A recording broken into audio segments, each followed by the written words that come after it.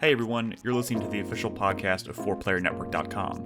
With the onset of our first ever Fantasy Critic League, this has been a fun and exciting year for us. Get our takes on the latest games, industry news, and weekly league updates by joining us for our live recordings every Thursday night at 8 p.m. Central on twitch.tv/4playerpodcast, all spelled out. Audio episodes launch on all podcast services Monday mornings at 9 a.m. Central, along with the VODs on YouTube, but Patreon and Twitch subscribers can get the episodes a day or two early each week. No matter how you prefer to tune in, just know that everyone is invited to jump into our lively community Discord at discord.gg/4player. But enough about that, let's get down to business. Hello everyone and welcome to 4Player Podcast. This is episode 765. It's August 10th, 2023. I'm your host this evening, Nick Henderson, and I'm joined by Brad Simons. Hello. Christopher Davis. Good evening. Nolan Hedstrom. Hey, how's it going, everybody? And Christopher Guthridge. Hey, what's up? And we are here, again, as always, to talk about video games. It's Baldur's Gate week. We're going to talk a lot about Baldur's Gate 3. In fact, most of us here are playing it, except for maybe Nolan? Unless Nolan secretly started it last night and didn't tell us or something? I've not. Oh, bummer. Oh, well. Because Do he's you finished. plan to, Nolan? Because, let me tell you probably should. It's pretty good. It's pretty good. I mean, honestly, everything I've heard and been told and everything kind of tells me I shouldn't. That you should Well, play, 'cause you that's have- because we just talk about the wrong things. But maybe we'll talk about the right things tonight and won't devolve into, bullshit. I mean, we'll see what happens. I mean, honestly, this is like this episode, this night is like one of my favorite kinds of podcasts. Is where it's like 80% or more of us are playing a game that we're all really, really kind of obsessed with. So looking forward to talking about Baldur's Gate. But before we do that, of course, I want to give some updates on Fantasy Critic because it's been 2 weeks since we recorded a show. We have a couple other small games to talk about, and there's been some interesting news developments that I want to cover. So probably expect Baldur's Gate 3 talk in the second segment, but let's not waste any time, because I do want to get to that conversation. So, Fantasy Critic. Y'all remember this, right? It's been kind of quiet lately. Mhm. Yeah, hasn't been a lot going on. Some shit has happened in the past 2 weeks since we last discussed this. The big one, obviously, being Baldur's Gate 3 is out in the world. That's on Brad's list. And, I was expecting Baldur's Gate 3 to be pretty good. I didn't really expect it to be the sleeping giant that it appears to be. Well, I mean, it was my first round pick for a reason. Right, and it was a very smart choice. But I mean, I think back to when we were talking about Fantasy Critic pretty early in the year, and there was a conversation about it because it was in early access, and it already had like a couple scores, and it was sitting at like a 70 or something, which obviously is not indicative. No, I know. I know. That's not indicative of the final product. But I remember brain cell person knew that was not going to be the... Right, of course. But the point is, we had a conversation earlier, and I feel like Brad's been kind of keeping a lid on his a lid? Keeping a lid on your on your hype or your expectation or your excitement for Baldur's Gate 3 because it's for out now. Playing the game or for like what it ended up scoring? I don't know. So much of our conversation around Fantasy Critic so far this year has been focused so heavily on like Starfield and stuff. Fantasy Critic channel lately, Brad? He's posting Victory Lap gifts every day. Oh no. I'm specifically day. He's celebrating every single point that it goes. No. I get it. I'm talking specifically about I'm talking about going back to the beginning of the year. So many of our conversations have been so laser focused on like Starfield and Zelda and stuff, and it's just like Baldur's Gate's been kind of Starfield just got Gate kicked has in always the been nuts. like a Baldur's Gate was always more or less a sure thing because it was. But a sure thing could also be like an Larian 88. making a game that they've made twice before that was exceptionally well received and loved by fans, and except now they have the Dungeons and Dragons license, a much bigger budget, and they're making a much higher production value version of this. It was my draft pick, my first round pick for a reason. But I'm not making this up. We've had previous conversations where we talked about the fact that Divinity Original Sin 2 only has like a 93, and we're sitting here like, and I think I'm pretty sure you at one point or another said you didn't think Baldur's Gate was going to top Divinity Original Sin 2. Yeah. Which, like, truth be told, there still isn't a ton of reviews out there, Right. and it is certainly going to go down. A lot of like respectable sites just have not finished the fucking game, and they're pretty honest about it. And there's lots of reviews in progress. And look, it's going to stay high. I expected it to score well around Divinity, but it might settle. It might settle around Divinity's score. But the only thing. The thing about the score about Divinity is Divinity 2 was a bit of a surprise, like the scores, I should say, because a lot of people kind of didn't really pay as much attention to that first one. So the next one came out and they pushed it forward in a lot of ways, and people were like, they used the next game to like kind of jump on board. And I feel like, I don't think the scores were inflated. They got what they deserved for sure.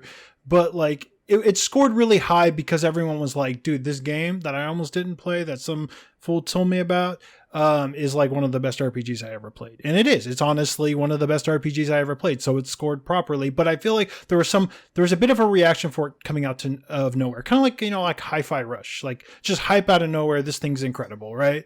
Scores really high. And it's not that I ever expected this Baldur's Gate 3 to score that much different than that.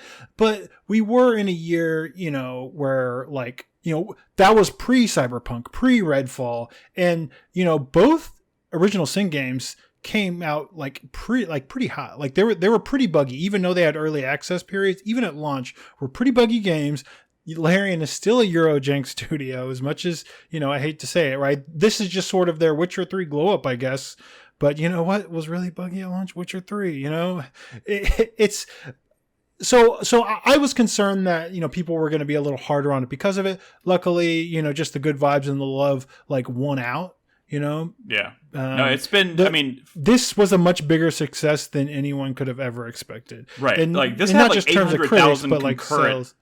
This had like 800,000 concurrent players at Which, one point. If people don't truly understand what that means, it entered like the top 10 all-time concurrent games, up there with your Apex Legends, your PUBGs, your like Dotas, the games like that. It's in the top 10, and it is the number 2 over a 24-hour period, highest concurrent peak, like ahead of like Counter-Strike, stuff like that.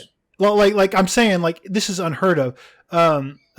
Sven went out, the president, CEO, and director of this game, of Larian, said that like this game sold 8 times more than what they expected, which is an absurd jump from expectations. So right. like, who could have this predicted? Also? And there's a sort of a hype moment now, and I think scores are maybe going to reflect that. But honestly, as we talk about it, it kind of deserves those scores. No, absolutely. I think it does, and we'll talk about that, I'm sure. For the record, since we're talking about Fantasy Critic right now, it is sitting at a 96. What I will point out, like Brad mentioned earlier, is that it only has like 28 to 30 reviews right now, and of course that's probably going to go up dramatically over time. Yeah, you're going to get your Edge magazines, your Metros. I mean, it's going to start getting 8s here and there because, I don't know, maybe like what was not great at launch? The last act of Divinity Original Sin 2, so much so that they pretty much redid that entire act after 1.0 came out. Right. So who knows? By the end of the game, maybe this shit gets real messy. Still, I don't. Only I think Act 1 was in early access to, for 3 years. To the be others fair, were not. I've heard some rumblings to that effect that Act 2 and 3 are pretty kind of buggy. Oh, gotcha. They've been throwing out hot fixes. Like they've done 2 in the last 3 days. Again, Act 1 has been out in early access for 3 years, and some of those reviews might be like, all right, Act 1, this game's incredible, let's get my review out sort of situation. So we'll see. We'll see what happens. So yeah, we'll talk about that again in more detail in a while. There's been a couple delays, both on Nolan's list, and actually one of them I don't even know for sure if it's delayed. So the Plucky Squire officially got pushed to 2024. So Nolan, you can drop that. Free of charge. Free of charge. He can drop both because Fantasy Critic made him droppable. Was it to remove all the racism from the game? God. Oh my god. I didn't and the other one was but yeah. Rift of the Necrodancer supposedly got delayed. I can't find anything other than Nintendo changed the date on the storefront to 2024, but I'm not seeing anything anywhere else for like PC or just any like a formal announcement. I think so. what this tells us is that no one is paying attention more than Fantasy Critic. So like I think we can like rest easy that they're gonna catch whatever happens. You know what I mean? Because that was such a minor like thing. Which is very good. And we do have one bid this week. We haven't had a bid in a while. We have a bid for Lies of P. This is the game that like I think no one ever expected to be like good, but from like preview events, demos and stuff, the demo was pretty solid. The consensus is always like, man, this is like better than it should be. Better than what I think. Game. You know what I think what is helping this game a little bit right now, especially pre-launch or whatever. I think it might be a little bit of that scratching the Bloodborne itch that so many people have, because it does look very Bloodborne. I mean, not saying necessarily mechanically it's not scratching the itch, it's ripping it off. Yeah. It's true. It looks like if you're into that kind of like tone and vibe from Bloodborne, like this definitely seems to be going for it. And the demo was really really strong. So there's only one reason I ever didn't bid on this game. And what's that? Oh, because of who's making it? The developer has one game out prior, and it's kind of MMO-y, and people don't like it. So, yeah. But this is different. So we'll see. We will see what happens. But that's coming out in September, I think. Is it September? I believe it's coming. It's coming soon. So we'll see what happens with that. The makers of Neo made, Metroid Other M and other trash. So that's true.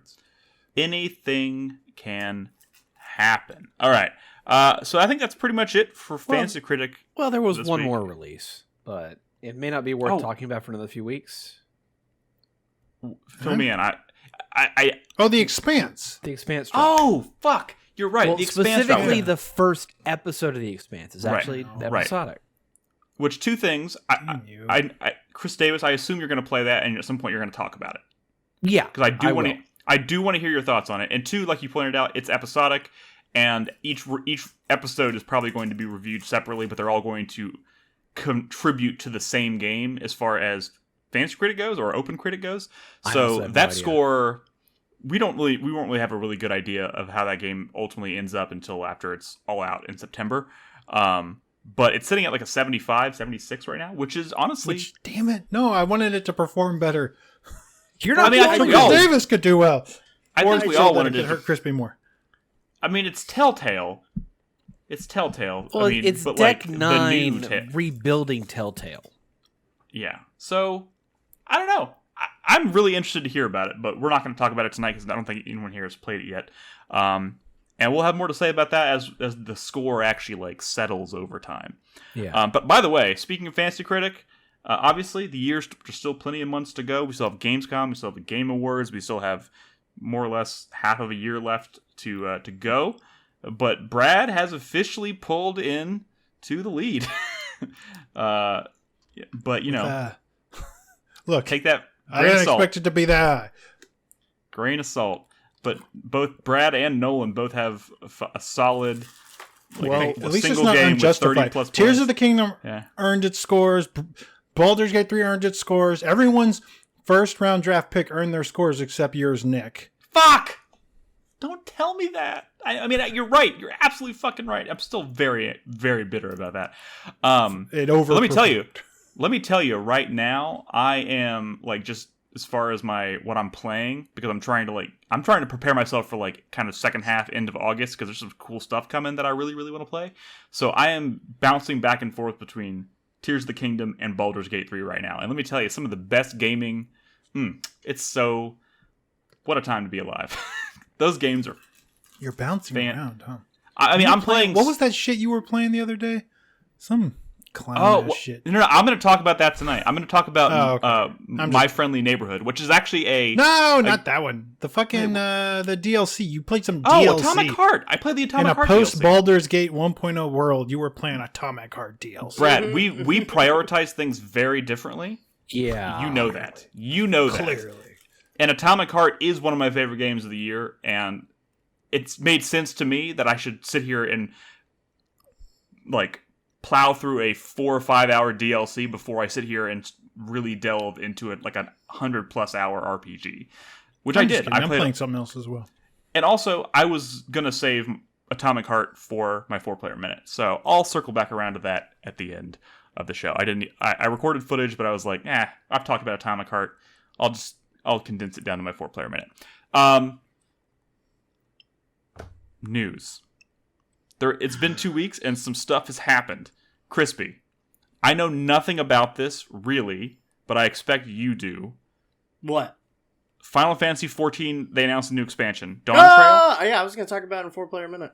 Oh, shit! Well, Yeah, at FanFest Las Vegas, they announced the new expansion coming out next year. Final Fantasy my God. XIV Dawn saves Trail. Final Fantasy again. With a dope Why would ass they have a- trailer. With a fucking bop of a song that I can't get out of my head. Yeah, it looks great. It's Yeah. Who's a wonderful. fan convention in Las Vegas during the summer? Come on. Yeah, I don't know. They do one in Vegas and then they do one like in Tokyo or some shit. And I think they do one in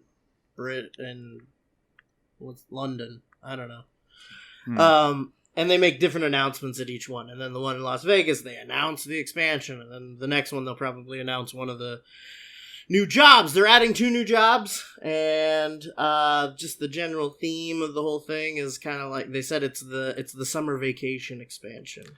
It kind of it's had like- that vibe, right? Like, Yeah. like the trailers, like they're on a boat, Yeah, and like everyone's like, it's like super bright, and everyone's happy. Endwalker was the like end of the world expansion, like really heavy, really like high stakes, save the universe. You do that, and now the vibe is just like, okay, let's just like fucking relax here for a second and take a break, right? And yeah, it looks super fun. It looks really cool. They're going to the New World, which is gonna be like a fantasy South America, like kind of Aztec looking nation. That sounds cool. Yeah. Does it? Graha T It is does. eating a taco in the trailer, so tacos are now Hey, canon. Brad, Canon. I'm starting after Final Fantasy 16. No, you took the I'm words right out of your. Look, I'm starting to Yes. think Final Fantasy 14 might be the only thing that saves my love for this franchise. Oh no! I'm saying I've always respected 14, despite not having gotten to the good part. But now that I've played 16, there's just a little bit of stink on that now. I don't know. Yoshi 14 P's what? dude, What? I've been playing- one I- for 2 now. I've been back on 14 hard right up until Baldur's Gate came out. It's a delightful game. What a Yeah. delight! What a delight! I I got I caught wanna up get- with all the like Manderville quests. Nick, yeah. I want to get into Crispy's headspace. I want to get back there. That's how I used What to a feel about Final delight. Fantasy. It's the only good Final Fantasy. It's all you got. Do you want to know something crazy about Final Fantasy? I've got Is- excellent taste when it comes to Final Fantasy because I've only played 14 and Tactics. I have. Probably That's pretty good.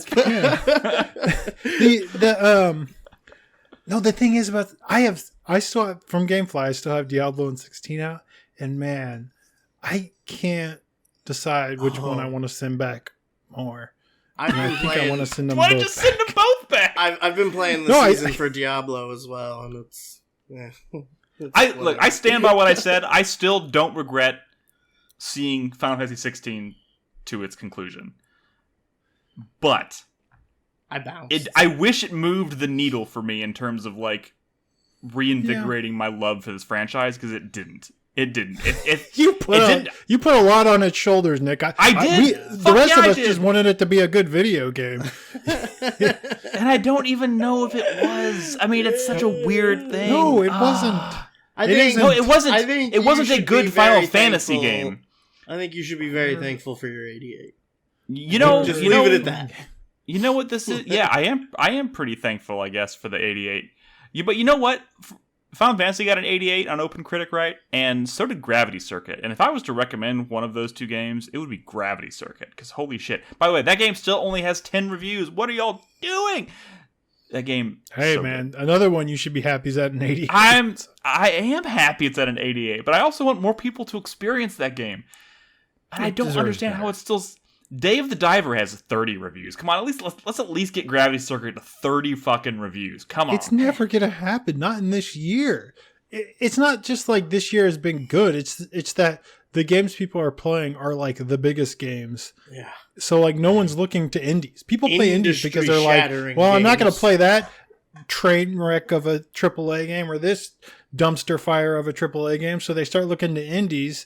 But no, the AAA games have been like well received, even when they're secretly poo. So I don't know. That's true. Well, So, just crazy on the heat.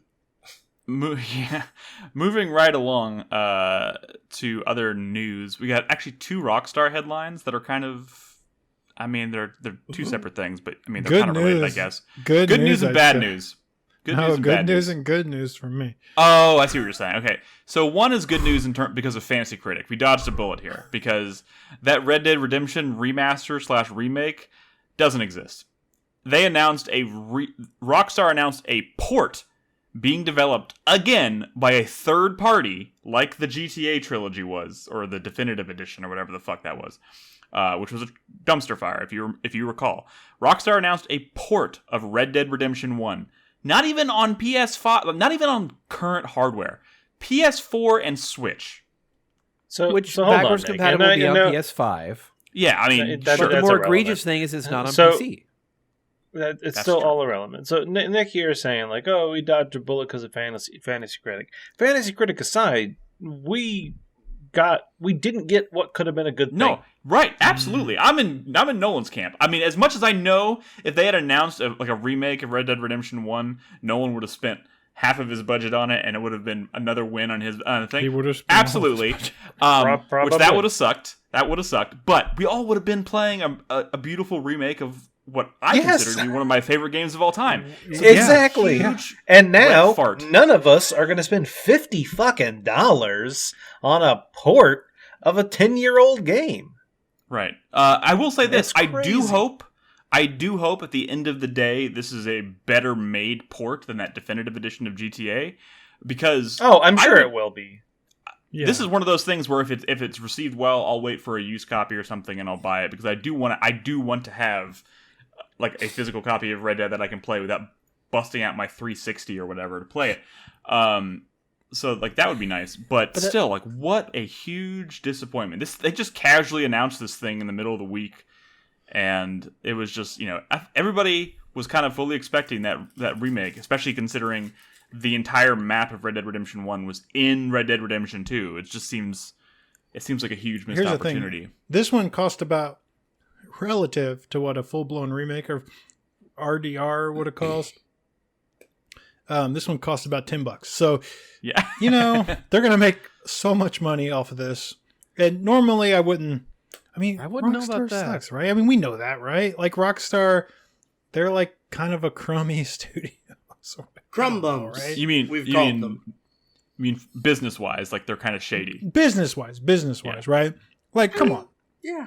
Grand Theft was good. Like the Grand Theft Auto trilogy, like what? They have all the money in the world, and they farmed that out to like a shitty mobile dev, and like shipped a fucking train wreck. I mean, like And not those only games that, deserve so much they more respect didn't than even that. put Like, in what the the proper fuck? effort to make a native PS4 port, because supposedly what they did was they just took the Xbox backwards compatibility code and just made it work on the Switch and PS4. Oh, God. That is almost as offensive as when Konami basically tried to rebuild Silent Hill 2, and then they didn't have all the assets, so they threw Comic Sans onto, like, signs around town. Like what the actual... They thought it would fuck? look fun, Nick. They thought it would be fun. People love Oh my Undertale. God. No, but, like, oh my God, it's so upsetting. I really hope this is not that I mean, it just- level of disrespect. It is just But- so weird that Rockstar and Take-Two being such a major publisher in the industry in a time in which remakes and remasters are kind of hitting their stride in quality. Like, they've not only shit out 3 Grand Theft Auto games that turned out very poorly, now they're doing just fucking straight ports. They've given up. Like, what the hell? They're not even using language like remaster, It's which weird. like It's you think when you re-release like there is a fine line between a port and a remaster, because you assume like they're going to release a port of a game, they're at least going to like touch up the assets, right? They're going to make it look a little bit better on modern hardware, so that like maybe enough to justify them using the word remaster because they've remastered the assets. They're not even using that word here. They're just calling it a port. And it's some random studio that no one has ever heard of.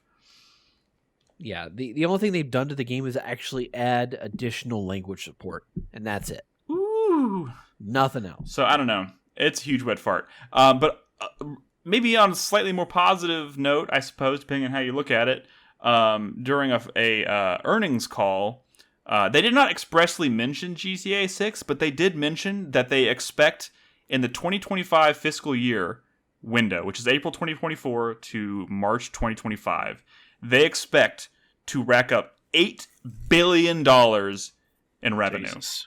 Which could really only mean one thing, is that they intend to launch GTA 6 during that window. I mean, that Who's is going to be only... ballsy enough to bid on that, though? Yeah, because that's not going to get pushed back. I mean, but that's like safe enough. You could bid, I mean, you don't want to bid on that. You I would want to draft counter bid it if somebody bid it for 2024. Yeah. I mean, probably ditto. As scary as that is, there's no fucking that's way. true. That's true.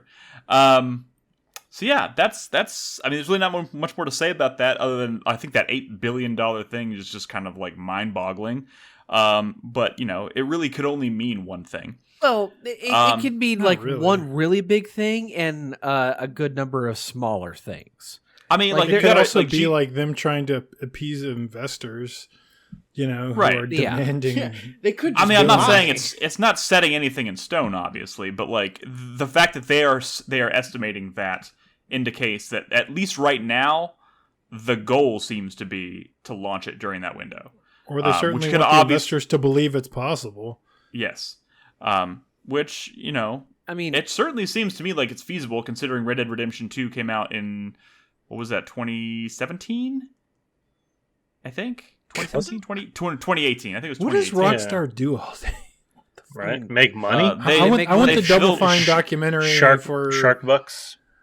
a Rockstar game. Just any Rockstar game. I don't care if it's table tennis or what. I want to see behind the scenes of a Rockstar game. They Scrooge Because what the McDuck fuck? their money. That's all. yeah. That's what they do. No, I think a good portion of that $8 billion number, two of those games definitely beyond just GTA 6 are going to be Judas and Civilization 7. Wait, is Well, Judas? BioShock. Oh, wait, you're talking about Take-Two, right? Yeah. Okay, sorry. I was. Take-Two owns This was. Rockstar. I know, but like this was specifically referring to that $8 billion number was like specifically Rockstar. Specifically Rockstar. I don't think. Okay. As I Also, understand, those games don't do anything. I mean, they don't really like move the needle that so much in yeah. terms of $8 billion. Anyways, and last thing I threw on here, I just thought it was interesting because it happened today. We got a shadow drop today, a surprise shadow drop. Quake 2. Is anybody gonna play that? I mean, What? they shadow dropped a remaster or a remake or what I don't know what you want to call it, a definitive Remaster. edition of Quake 2, which is a pretty prolific first person shooter Ooh, that I've is never there actually colored played. lighting?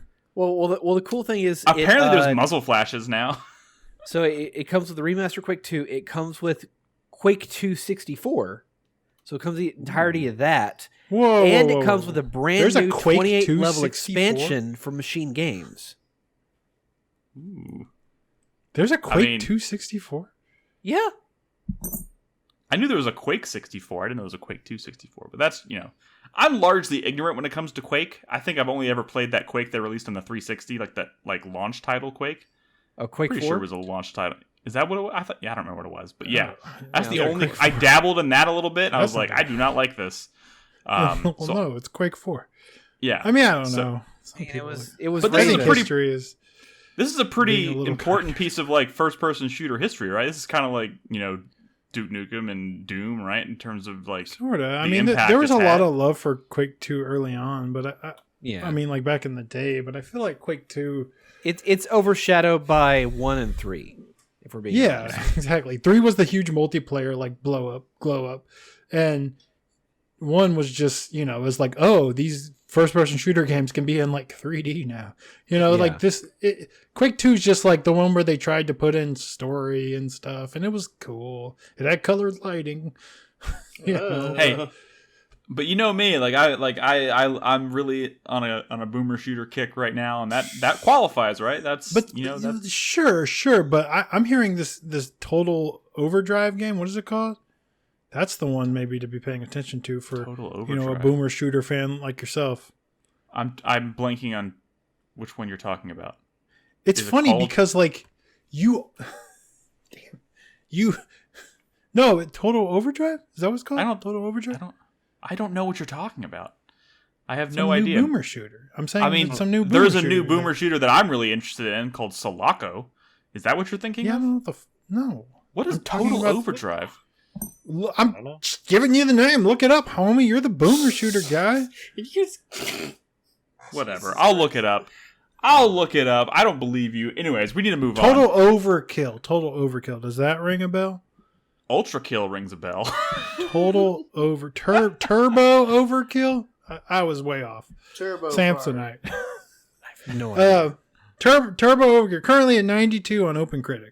Oh, it's Damn. is that really ugly one? Like What the? Just move on, Wow. you loser. I've been trying. Okay. Slappy, swammy. All right. So, we got a couple games to talk about before we get to Baldur's Gate, right? Oh. And Chris Davis, Oh, I don't know. dude. I feel like I'm going to regret this. Okay. Chris Davis All right. has been trying to keep this game from us. I know what it is. Chris Davis has been trying to keep this game from us, and he wants Why to do you surprise always- everybody. Why do you always do this shit, Chris Davis? Because I'm going to get shit Surprise. about it, but I'm going to take a moment to talk about it because I want to and I choose to. Hey, that's fair. I have games that I care about that no one else gives Is a it shit the about. Hello that I'm gonna- Kitty game on Apple Arcade? Nope. Nope. Nope. Hello Kitty's Island Adventure. Yeah. Oh, you're close. It is a actually. game I have prepared a statement for. No. I thought we were Yep. past this, Chris Davis. No, Muting we're my not, because the game I am talking about tonight, and for Nolan is just leaving, Okay. is Dead Island 2. Oh my god. Why does he do Okay. this? Because Chris I Davis. want to. What's So to the- answer your first question, because it was $20.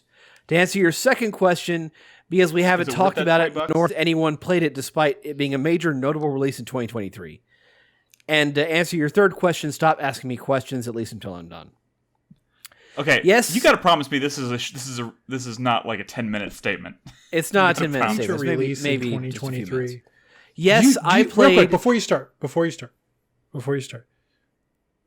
Do you think that when people go back, dude, 1998, 2001, like 2023, we had Tears of the Kingdom, we had Baldur's Gate 3, we had Dead Island 2. What do you mean a major release? Come on. We had Super All Mario I'm muting Wonder. myself. I'm muting myself. Muting. We had Armored Core 6.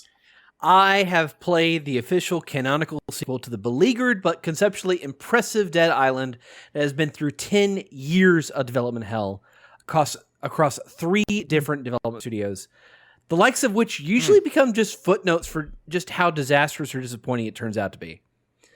There's a certain apathy that comes with such a delayed and untrusted title as Dead Island 2 is, with the bar being set unfairly higher than it realistically should be.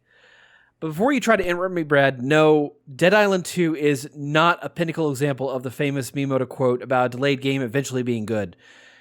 In this particular case, I would use the adjective serviceable. To put it Unappropriated bluntly, quote. He didn't actually say it. To put it bluntly, Dead Island 2 is very much the vision of a Dead Island sequel and matches up to the first announcement and prototype demonstration that we saw a decade ago. A fairly slow, methodical melee weapon romp across the infested remains of Los Angeles, playing as one of a particular set of characters with their own stats, dialogue lines, and Not abilities even an island.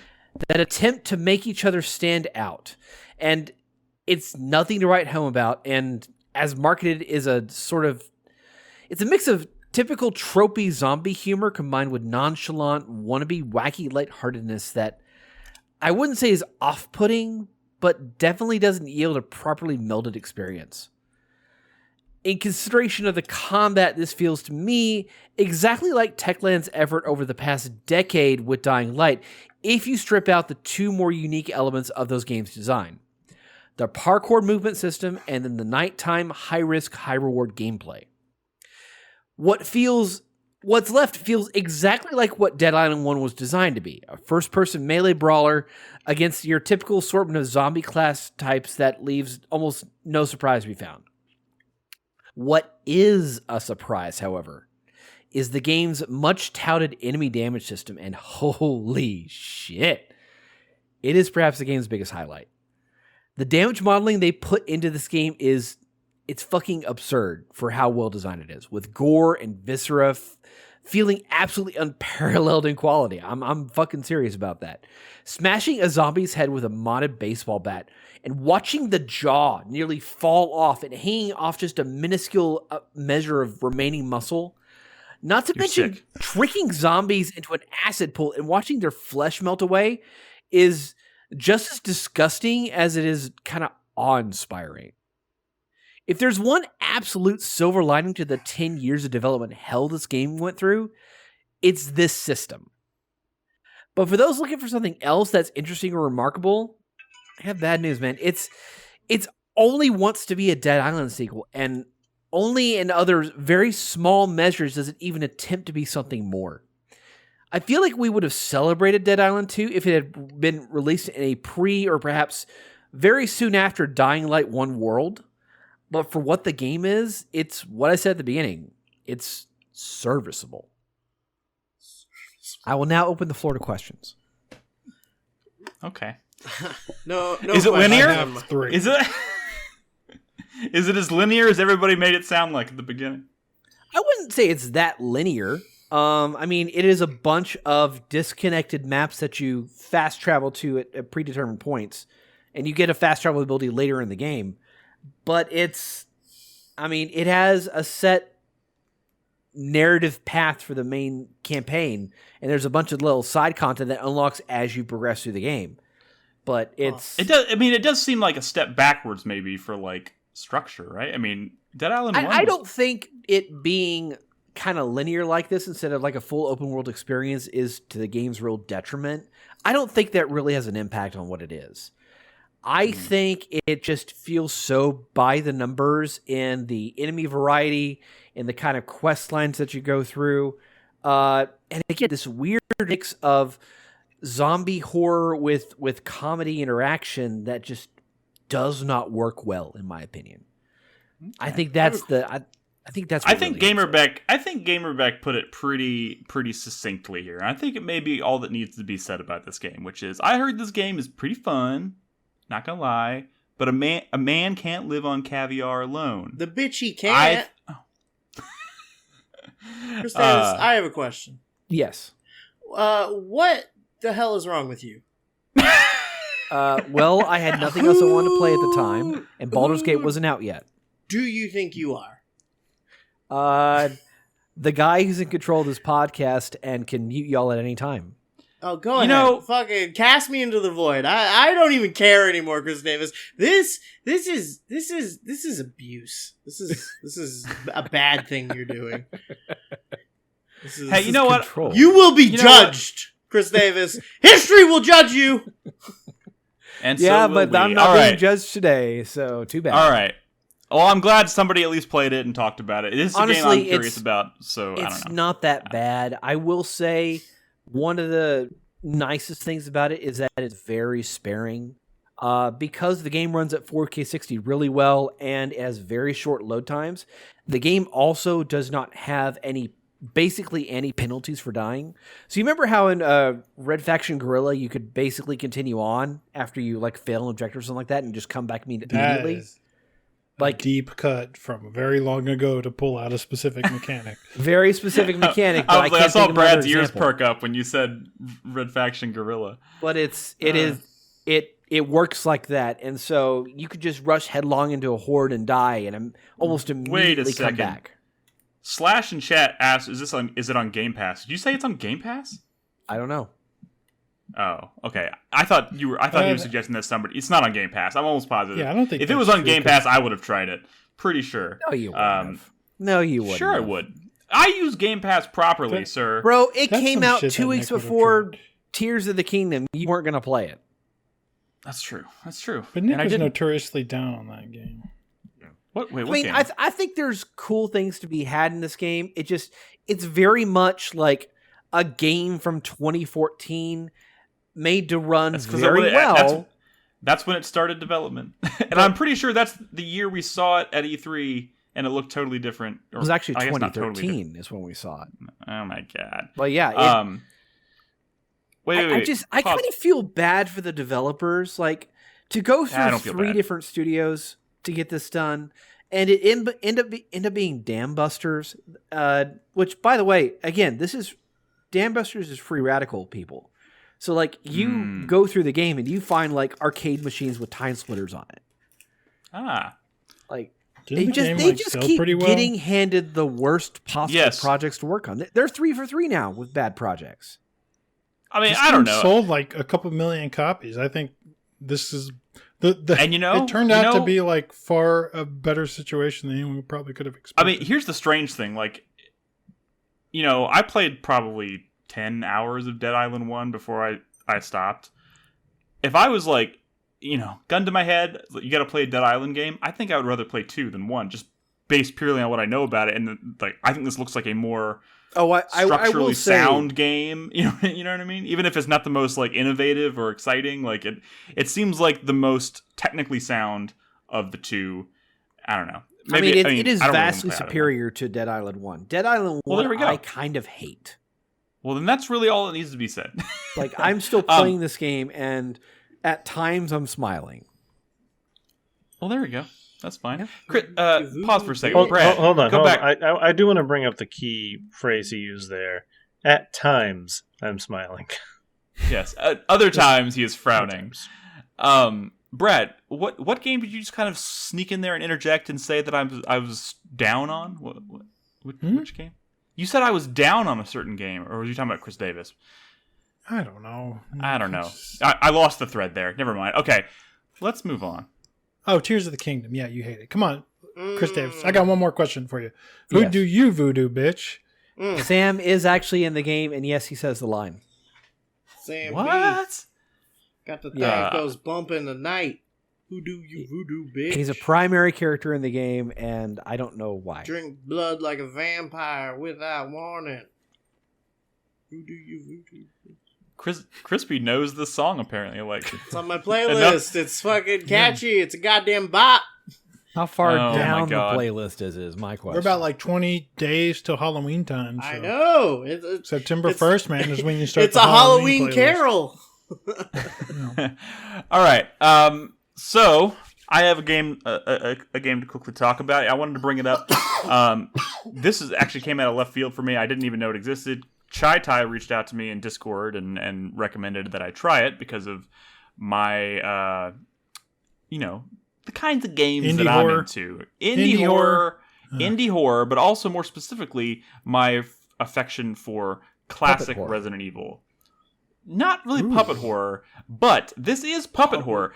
My Friendly Neighborhood. I have not played a ton of this, so I'm not going to talk about it long. But I am going to stick with it because I think this game is actually doing some really cool stuff. But this is more or less Resident Evil 1, like classic ass Resident Evil in terms of like exploring the environment, solving these kind of weird obtuse like puzzles, and it has like kind of the same similar inventory types. It actually has an inventory system that's very reminiscent of Resident Evil 4. It has essentially the attaché case that you have to like Tetris piece around to like make everything fit, like that kind of shit. But you play a repairman who is sent to an abandoned TV studio to turn off a signal that was there was a radio signal that was turned on that's like overwriting the news. It's like playing episodes of this like defunct puppet show, and it's like out broadcasting the news. So like you need to go turn off the satellite that's at the top of this building. I don't know why it turned back on. And you show up there, and like all the puppets have kind of like come to life and are now roaming around the halls of this place. It's actually very like Five Nights at Freddy's, but like off rails. So like they took Five Nights at Freddy's. I mean, actually there was already that Five Nights at Freddy's game that kind of came off that was off rails. I played a little bit of it last year. I forgot which one that was because there's so many at this point. Security breach. Yeah, Security Breach, which was pretty cool. But it didn't have, like, this is much more my speed because it is so reminiscent of traditional Resident Evil. Like visually?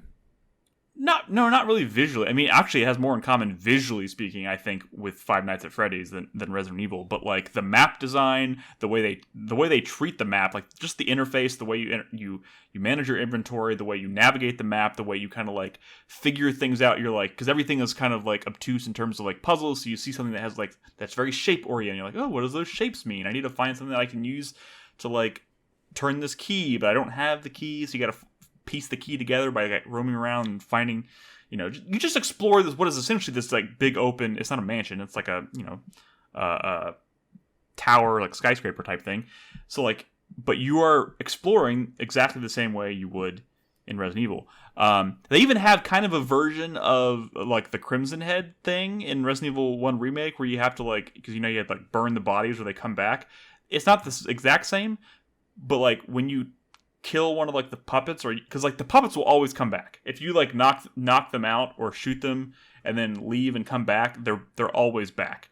But you can like find tape, like duct tape in the environment, and you can like, you have a very limited amount of it, and you can like tie them up so that they are permanently out of the picture. So every time you come back through that hallway or whatever, they'll just be taped up and they can't do anything to you. But it's very weird. I think this game could be something really special, like really fucking cool, if the combat was a little bit tighter. It feels very cheap and very it feels like more like a proof of concept than anything. Like I don't think they quite got like the distance, like hitbox detection very well. Like the way enemies react when you hit them is kind of silly. The main gun you have, like which you can see me using right here, the pistol, is weird. It shoots blocks with letters on them. I don't know why exactly. I don't know. It's silly. It's weird. I feel like this game could be fucking amazing if it had a bigger budget, because it has so much potential and so much personality, but you can see like the cracks where like certain things were repeated, or like they reuse assets, or like the fact that you could walk through a door and come right back. Like you could load out of a door, turn around, and walk through the same door again, and all the enemies you just took down are back. It just feels kind of cheap in that way. Like Resident Evil, at least you could go back and forth through a hallway like 10 times, and then it's like that 11th time you come through, the zombie gets back up or something like that. Like it just needs a little more refinement here, but like the concept is cool, and it's like really nailing that like classic Resident Evil vibe and aesthetic. So like that's my jam. I'm in on that. And it's, at times it's pretty creepy. Well, it's not like not aesthetic. Nick, have you ever... Sorry, not aesthetics, not the right word. Just vibe, tone, I guess. Vibe and tone. Have you ever seen Don't Hug Me, I'm Scared? No. That's kind What of is that? That's kind of what this makes me think of. It's like a internet comedy horror series. It's like a kid show as existential horror. Ooh. They did it as an internet series, and then it got picked up by the BBC, and they did a season of like actual. Is that the puppets and stuff like that? Yeah, the red guy, Yeah. the green duck, and the yellow guy, and they just Yeah, like, I know what you're talking about. it's like this like horrifying parody of like children's shows. Like It's it's peak-ing. great. It's It's peak-ing. really good. That sounds if rad. you're digging this, you should check it out. You can find it all on YouTube actually. Yeah, I would totally watch that. Like It's also This- funny as hell. this seems like that's what this is going for, but like man, I just don't think they had like the budget to take it as far as they wanted to. Like there's lots like the puppets themselves, like they have really funny dialogue. Like they're just like they're standing by themselves in the hallway, and they're talking like they're like on Sesame Street or whatever, and like they'll start saying something that's like, oh, that's funny, and then the longer they talk, it just starts to become really fucked up, and you're like, oh my god, like what the fuck what are you talking about?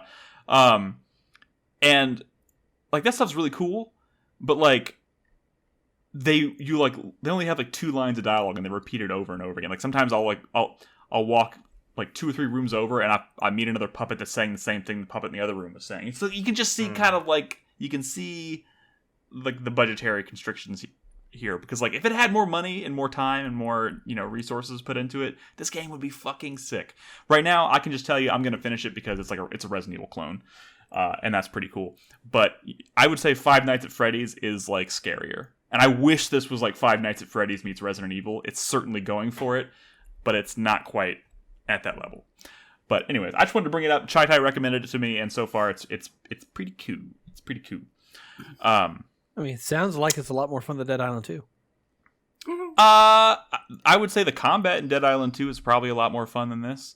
But if you are like really into just the kind of the obtuse level design of something like Resident Evil and like piecing together weird puzzles to like let you progress, this is all about that.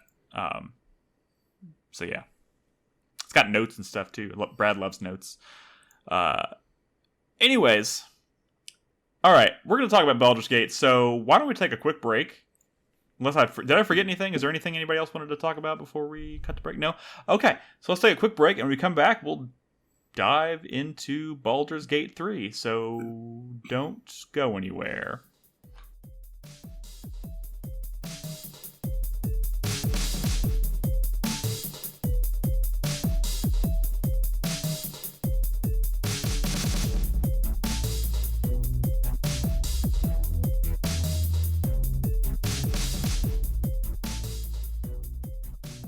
Welcome back to the show, everybody. It is time. I've been waiting for this all night. I'm sure you have as well. Baldur's Gate 3. D&D sucks and it's ruining video games. Thoughts, Crispy? That's clearly where I wanted to start tonight. The long form version of that discussion is always video games are ruining D&D. That's why a lot of D&D fans didn't like 4th, because it felt too much like a video game.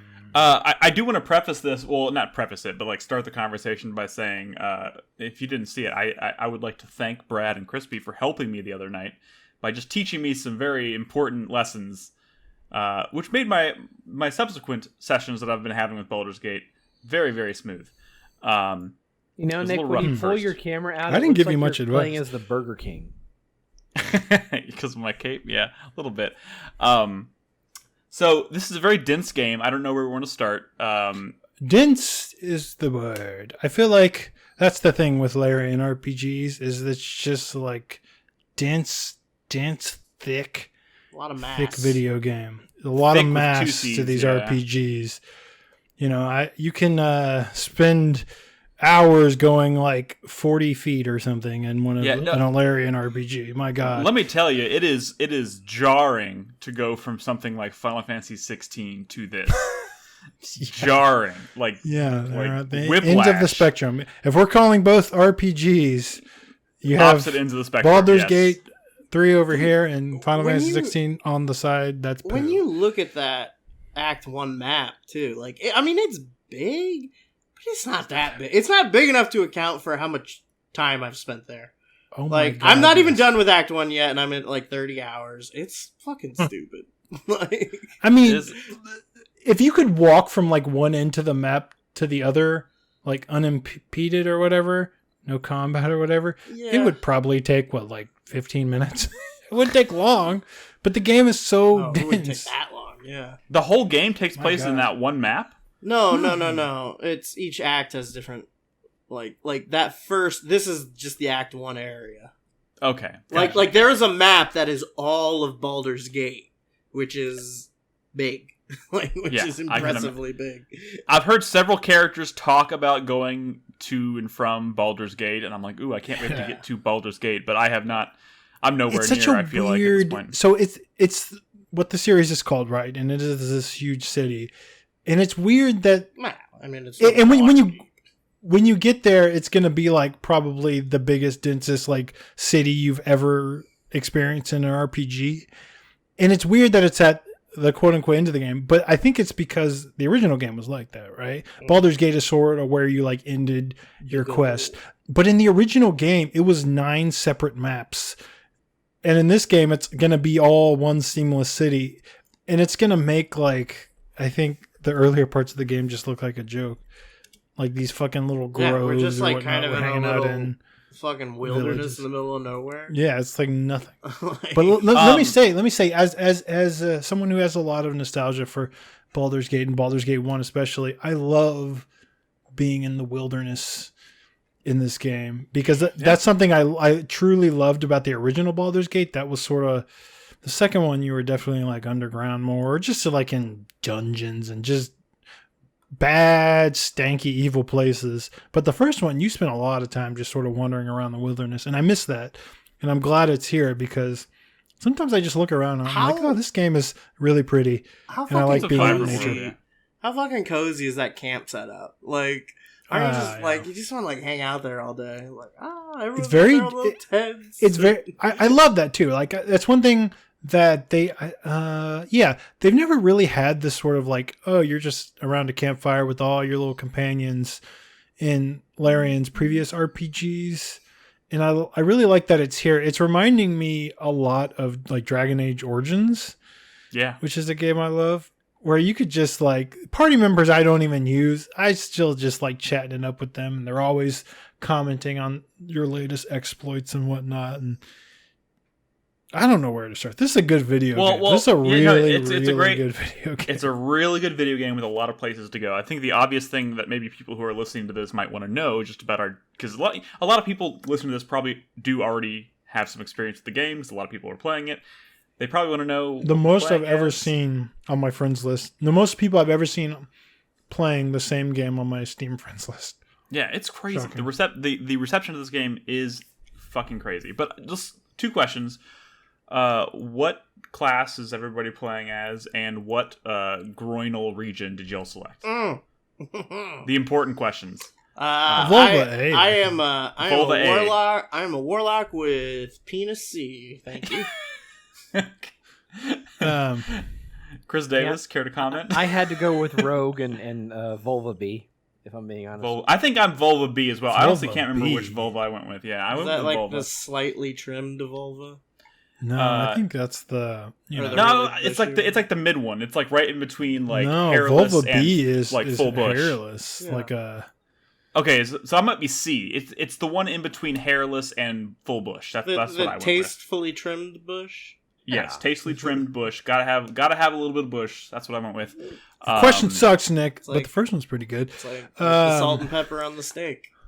I'm a bard turned bardlock, thinking about going maybe like what's the bard and paladin multi-class name that people like to use? Anything Bardadin? Bardadin maybe. I think I don't know. Is that like a the one bard I've been- paladin mix? What is that? The one I've been hearing a lot of stank about is the bard cleric. Bard cleric. Yeah, that seems. This seems like a game where everybody should just be like chunky and like. Well, I mean, like having one person that's just like the support caster is really helpful, but a little bit. No one's gonna like be safe from anybody- the shit this game throws at you. Any like armor proficiency you can get is helpful, like for sure. At least medium, I think. But Yeah. With So, yeah. Wait, just- bards get medium? Oh, I bet you do get No. I'm not using medium. that. Everyone else in my party is, I think. But So, you were talking about this game prior to release, and everybody was like, "Oh my god, the character creator's crazy, and you can do whatever." And a lot It's of the people in first our, boss. a lot of people in our Discord were encouraging me to role play like a Dexter Morgan, right? So that's what I kind of tried to do. There were kind of a few different options, but I ended up going because my first instinct was to go like with Rogue, but I was like, I've played so many games where I kind of went with Rogue by default because I feel like that's so lame. So I went with Barbarian, which is not exactly Dexter Morgan, but I'm a lady, so I'm like Lady Dexter Morgan. So my they're character's name is fucking- You're a Dex. barbarian. They're I fucking- feel I'm a like the whole thing with Dexter is he tries to keep it together. Barbarian. Yeah, I know. I told him So Dexter I- should be a rogue. Like, So I tried to compensate. So my first instinct was Rogue, and I was like thinking about doing like full Dexter Morgan and going like playing a male character, but I was like, I always play female characters, and I really don't want to change that now. So I went with a lady. So I'm like Lady Dexter Morgan, but I chose Dark Urge, right, as like my background or whatever you call it. Yeah, your origin. And I'm my origin, which is essentially more or less like the Dark Passenger thing in Dexter. So like I'm really starting to see that have an impact. You should have on been my Warlock, game. maybe. Dude, they are fucking dragging you in the comments. You're a barbarian No, with I know. 15 strength. Oh my No. God. So I tried to. So Expected here's better, if I'm being honest. I kind of figured this out because. So I went with Barbarian. Obviously, a Dexter character would have made more sense as a rogue. So I tried to, me being the D&D noob, not having any idea how any of this shit worked, I tried to like compensate by putting points into intelligence and charisma, because Dexter has a lot of those things. So my strength is, as Crispy pointed out last night, is that my strength is a lot lower than it probably should be for a Barbarian. So, but it's amateur hour over here in my corner, but I'm having a good time, and I think that's really all that fucking matters. Okay, It's great, Nick. You're learning. I have you're a learning fucking- a lesson. You're I have a learning Darth lesson Butler. about. You're learning a lesson here about mad versus sad, which is classic tabletop terminology. Mad being multiple ability dependent, sad being single ability dependent. This is and combat. So you kind of understand why people are hesitant about mad builds, because it spreads you out too thin. You know? Yeah, and I'm gonna have to compensate. I don't think this game does a great job of like onboarding you into onboarding you with all this shit. You either know a lot about D&D or maybe you played Larian's other games, but if you've done like neither of those, I feel like you might Which is why flounder a little bit. Which is why when Brad and Crispy helped me the other night, there was a lot of like little things. Like I thought I had a pretty decent grasp on how everything worked, but there were a lot of little nitty gritty details, like about things under the hood that I didn't quite understand, and some interface stuff that kind of threw me. That like how to add bonuses. The entire time I thought I was adding bonuses to my dice rolls, but I actually didn't realize you had to go down and physically select the bonus. Yeah. So that was annoying. I'll say this: is me and you are playing two different games, or me and you are playing the same game. It's a different game than what Crispy's playing, because the controller UI is very different. Is completely different than the non-controller Yeah. UI. And most people are playing just this with mouse and keyboard because it's like sensible, right? But I needed to get used to controller because I play a lot of the game on Steam Deck. And how is that going, by the way? Chai was in Discord today saying that maybe don't play this on Steam Deck, but you've already played a bunch of it, haven't you? No. I don't have it installed natively to my Steam Deck. Oh, I'm streaming the game from my PC to the Steam Deck using Moonlight, and it's Sunshine and Moonlight, I guess is what you use now, and it's incredible. Like if you have a good like Wi-Fi connection and a good like Wi-Fi signal, it is like stupid. Like whatever you do, don't use Steam's like built-in streaming from your PC. Figure out how to get Moonlight on there, and it is fucking incredible. Like, don't play Baldur's. If you're at home, play it a lot at home, like I do, sitting on the couch, laying in bed, whatever. Set that shit up, and it's like fucking perfect. Right. And it'll look way better and run way better, and not drain the battery and load much faster because you're just playing your PC version streamed perfectly to your fucking Steam Deck. That's it's really incredible. Cool. Yes, and so I've been playing most of the game like that, but it is with the controller UI, which hides a lot of info. It is shockingly competent given what the game is asking of the player, like the way you can interact with the world, the way the world is designed and structured, and vertical and like complex. Honestly. It's amazing they can get this moving with the controller. I do get a kick out of like being able to move like a click to move character like directly with the stick. I always like that. You can move the camera down kind of like behind the character. I wish you could like tilt up a little more, but I'm guessing there probably isn't actually anything. That's up there. honestly my biggest gripe so far with the game is the camera not being able to have like full mobility of the camera and like tilt it up. It's an isometric game, Nick. I know. And there's nothing up there, is most likely, which is why they don't let you do that.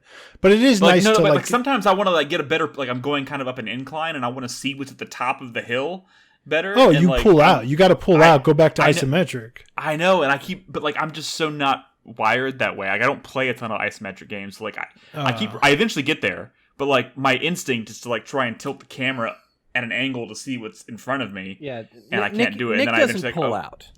That's This is such a I this is walked right such a into that cool, one. beautiful game. Nolan was making it sound like, oh, all the stuff I've heard, probably us fighting about D&D or whatever. But like in reality, if you've like ever like the best of like BioWare and those characters, right? Like if you've ever loved a fucking Morden or a Liara or a whoever or a Legion, like if you've ever loved, the stuff like the Dark Brotherhood and Elder Scrolls, like this shit is like the best of all the best Yes. Western RPGs out there, and like the production values are like through the roof compared to like the Divinity games. This is like maybe the definitive Western RPG right now.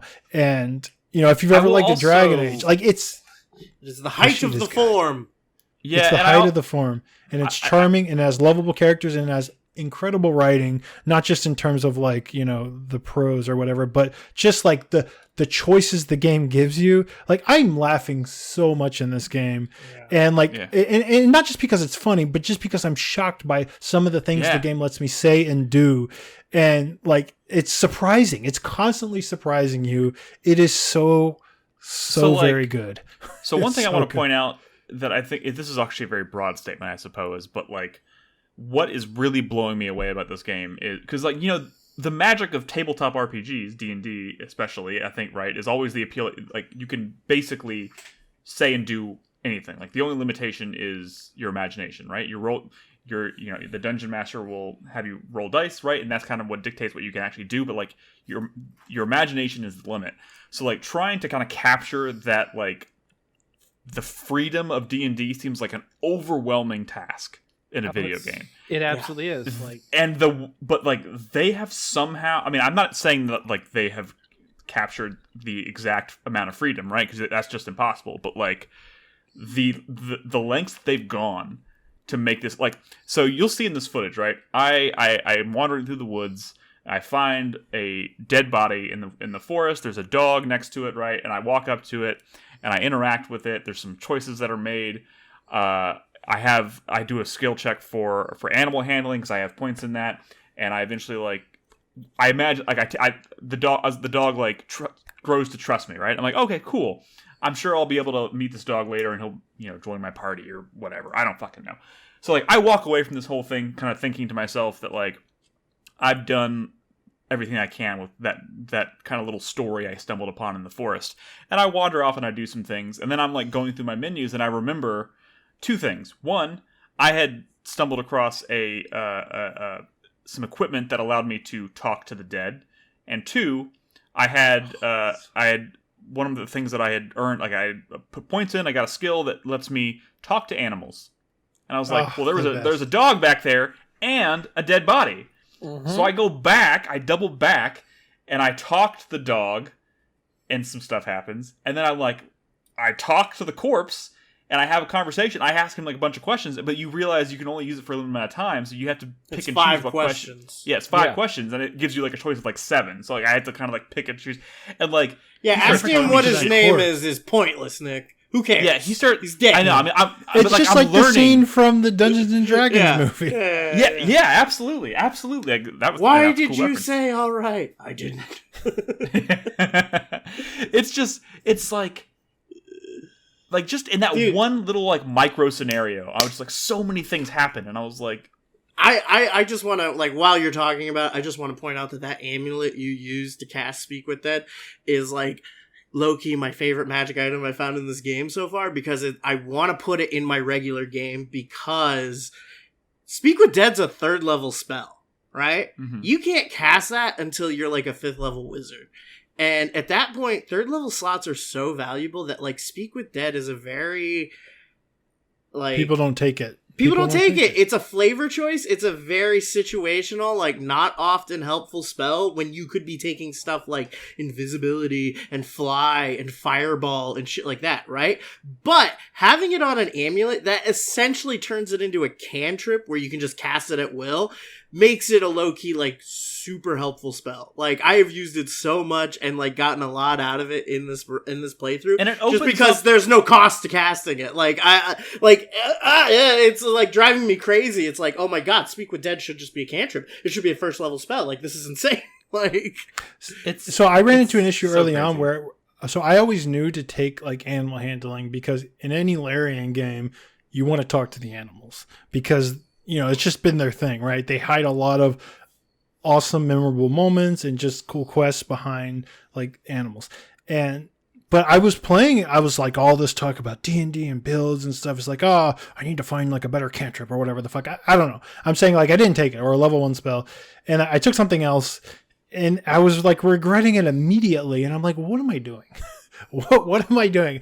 Whatever I chose, I don't need to be successful in this game, but I'm going to be missing out on so much flavor and more than flavor that I switch back. And you asked earlier, or you asked earlier what I was playing, and I'm primarily playing a bard, which is something I would never play in a Western RPG. It's just not. I usually pick like a wizard or something, right? Which the bard can cast a lot of magic, but I almost never pick rogue, and I almost never like spec into like really good like at talking to people. If I do it, maybe it's like one thing, or maybe I just know that if I really spec high into science, I'm gonna say sciencey questions like in Fallout. But playing a bard, you're just good at talking in general, like a lot of conversational skills. I'm good at like deception, I'm good at intimidation, I'm good at persuasion, I'm good at performance. the And bard is what we call a skill monkey.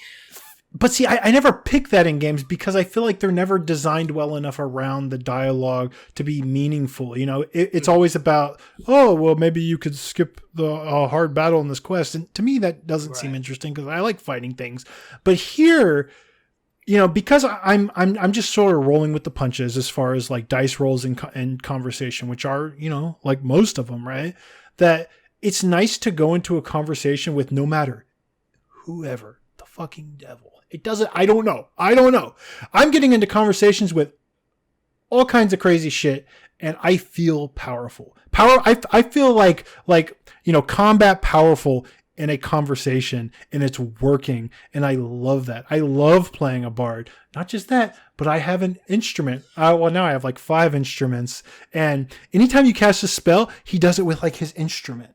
And like you hear the music from his instrument when he does it, and you can also, they could have made this, more like rule based, but they didn't. You could just play your instrument whenever you want, which by the way is something performance.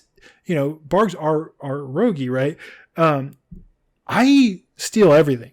This comes from like the Divinity days, right? But right. And I always used to sneak around and kind of divert vision cones by splitting up my party into 4 different people to divert everyone's vision cone, so I can like pickpocket someone when no one's looking. Right? That's how I played the Divinity games.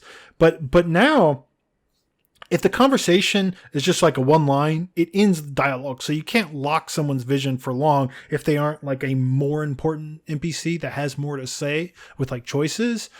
But the bard can just, in the middle of town, the street or whatever, he can just bust out his information and start his instrument and just start playing. And people will come over and they'll fucking watch him. And that's when I go with my trickster cleric and I start picking everybody's pocket while they're watching my performance. And if you're not good if you're not good at performing, you can have an instrument. You're not going to hold their attention. But if you're like extra points into performance, high level charisma, everyone in town just comes over. They clap. They give me money while I'm robbing them blind. They're giving you money while you're robbing them. That's the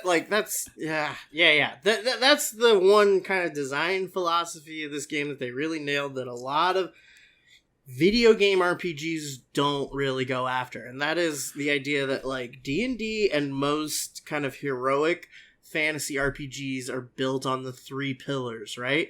Combat's only a third of the game. You still have exploration as a third of the game, and social encounters as a third of the game. So like all 3 of those need to be kind of up there. They need to be as robust as combat is.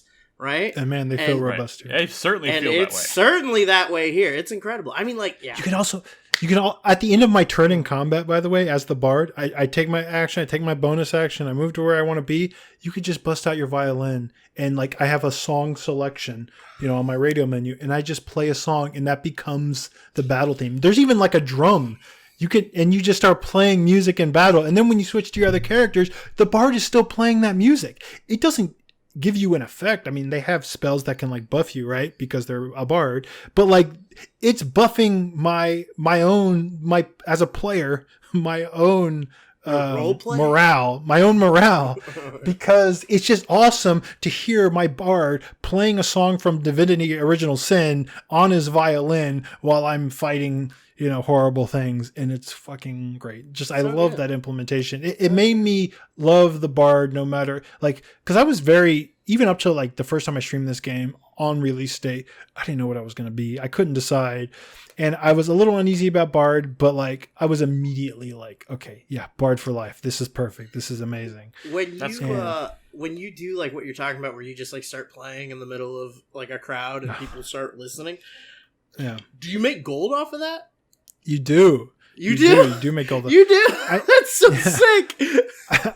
I don't think because that's much, like the classic thing where it's like the party gets into town, they all go to rent a room, they all have to pay gold to rent their room, and then the bard's like, well, I could just play in your tavern tonight and you could pay me, and they're like, yeah, sure, whatever, and you roll like a really good performance check, and they're like, yeah, you made like 20 gold tonight. Like, it's so fun being a bard. Yeah. So well, now I'm a bard lock, but yeah.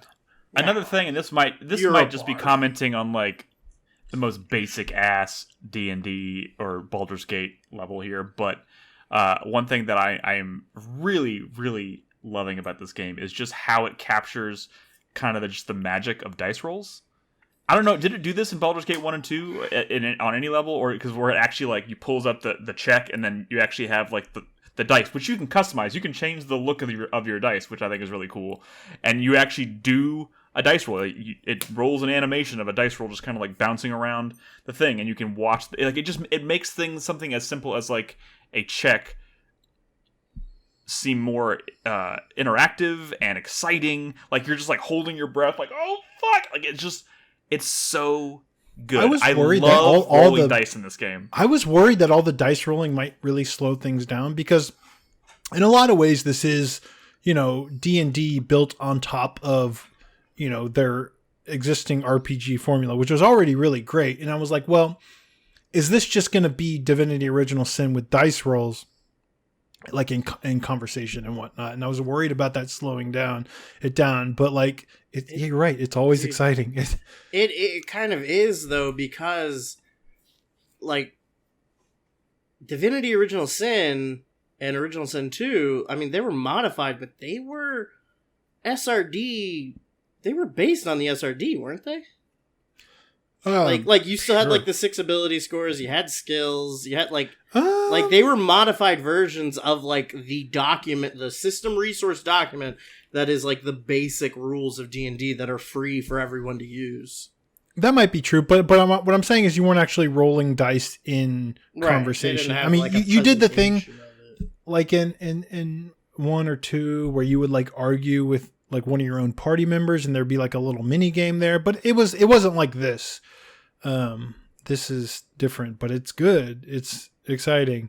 And, even when you miss out, it's like, yeah, that's fine, because this game is so dense that even if you feel like you fucked up a quest line, or, you know what, maybe if these people just didn't turn on me because I had a bad dice roll and they just immediately went aggro, so I just killed them, because don't attack me. What are you doing? Are you stupid? Now you're dead. And this quest line's probably fucked up, but it's so well. It's like hundreds designed of quests, like that. Like there's still going to be multiple ways to approach this quest.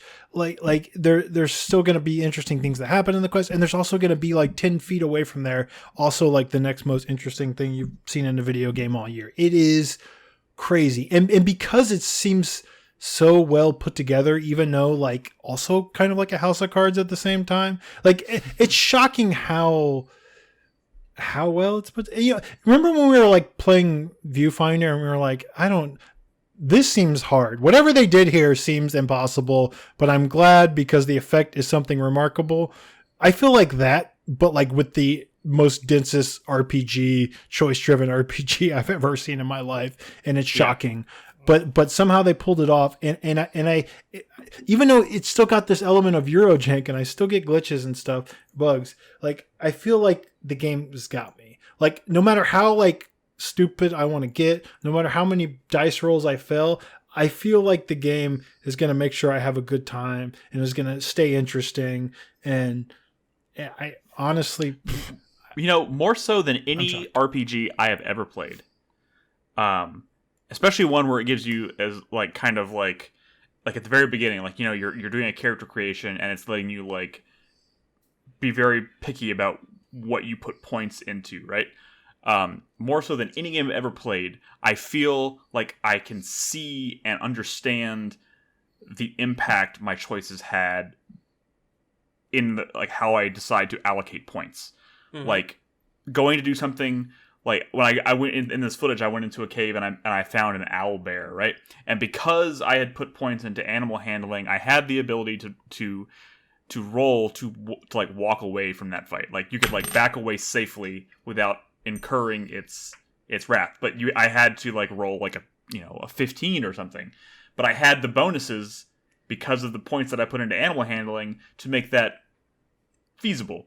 And I managed to pull it off. So I like back away and I just left that cave without engaging in combat with this thing that would most certainly probably murder me at the level that I'm at right now.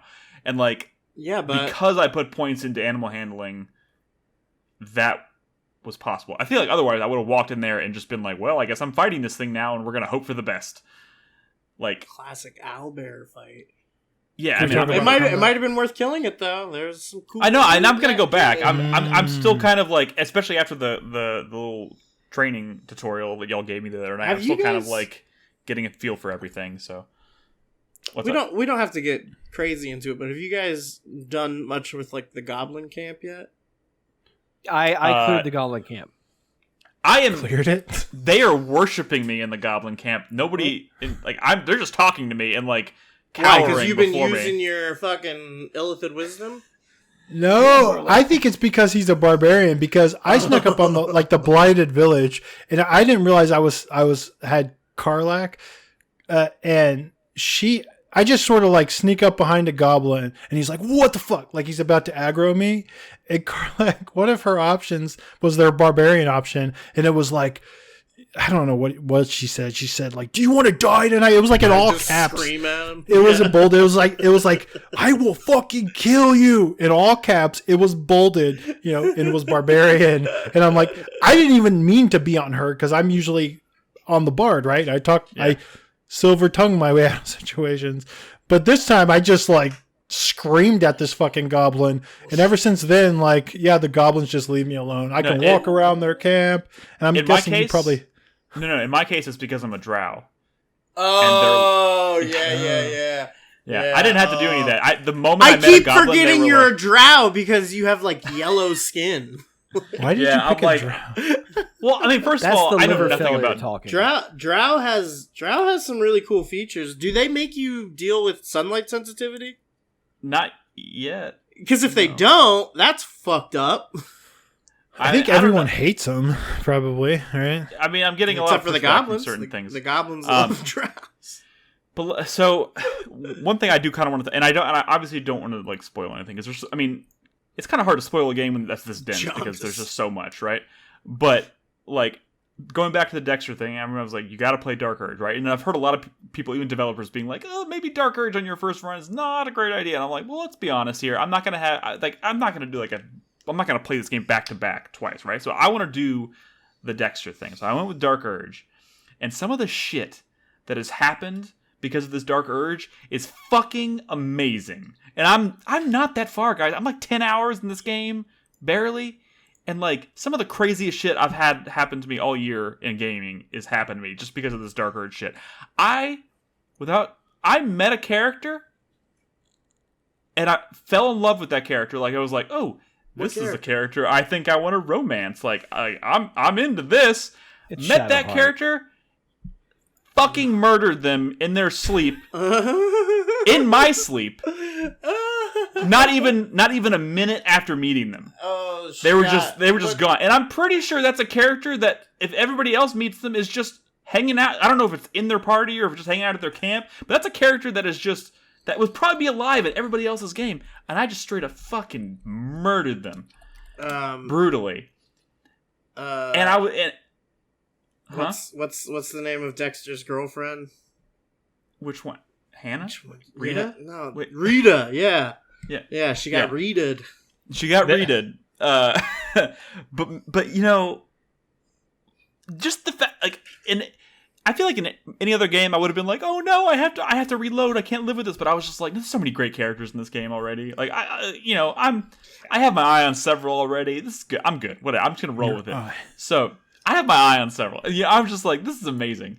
And then like because of that event, I met another character that came to me while I was sleeping, and now I have just like, I have like, and this character gave me a piece of equipment that is specific to me because I have this dark urge thing, and I'm just like, this is just cool, and it's just happening because did Asterion A star. like come to you in the night? Astarion? No, yes, that happened to me last night.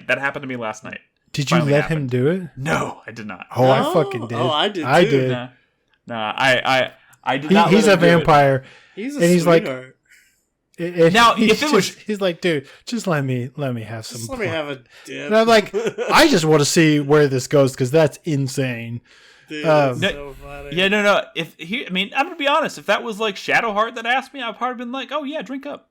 Okay, But- jeez, next. All right, Dude, everybody- because it was the guy. Everybody in my I camp did- wants to fuck It seems me. no. It just seems that whole thing seemed very like, you know, because I don't want to spoil what it's talking about, but you know, it's very much like it seems very sexual in like some weird dark. fucked up Are you way. not familiar That's with how you- vampire fiction? That's what vampires that's how are. That's No, how I you know. pursue a relationship with him. Yeah. Hey, you're talking to me. Of course I know vampire fiction. I'm just saying, like, I was not interested in that character romantically. 'Cause it was so, a like, boy. no, my answer was straight up no. But if a character that I was interested came up is- and asked me, yeah, I I would, mean- Nick is It would've been a hyper different answer. heterosexual. I'm a lady. I'm my playing a God. lady. What are you I- talking about? So Carla, I said Shadowheart. You're gonna romance Shadowheart? Bro. Shadowheart is No, like I'm the actually- biggest Okay, fucking hang on. trap Just of a fucking- character. Like I shut the hate this fuck character up. now. Shut the fuck up. Shadowheart is great. I like Shadowheart. Stop.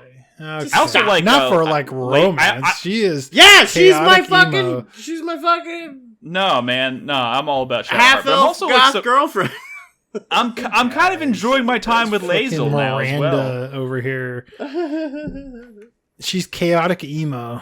I'm Look. also trying to get on Karlach's good side. Oh, did you? So did y'all the first part of her quest where you gotta like kill the quote unquote Templars like that Yeah. are pursuing her? Did y'all Yeah. do that? Did y'all let her go berserk after that Yes. little quest?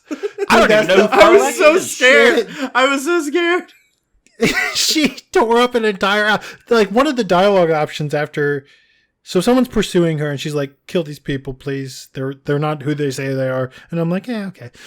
So we kill them, and like she's just pissed off, and she's like, "Dude, I'm gonna fuck." Like she's just like, "I just want to tear this fucking place up." Dude. And like one of your dialogue options is like, just go for it, you know, or like do it. I didn't know what was gonna happen. I thought there'd be some like animation, but no. In the game engine, she just goes into this 2-story house and just fucking destroys the place.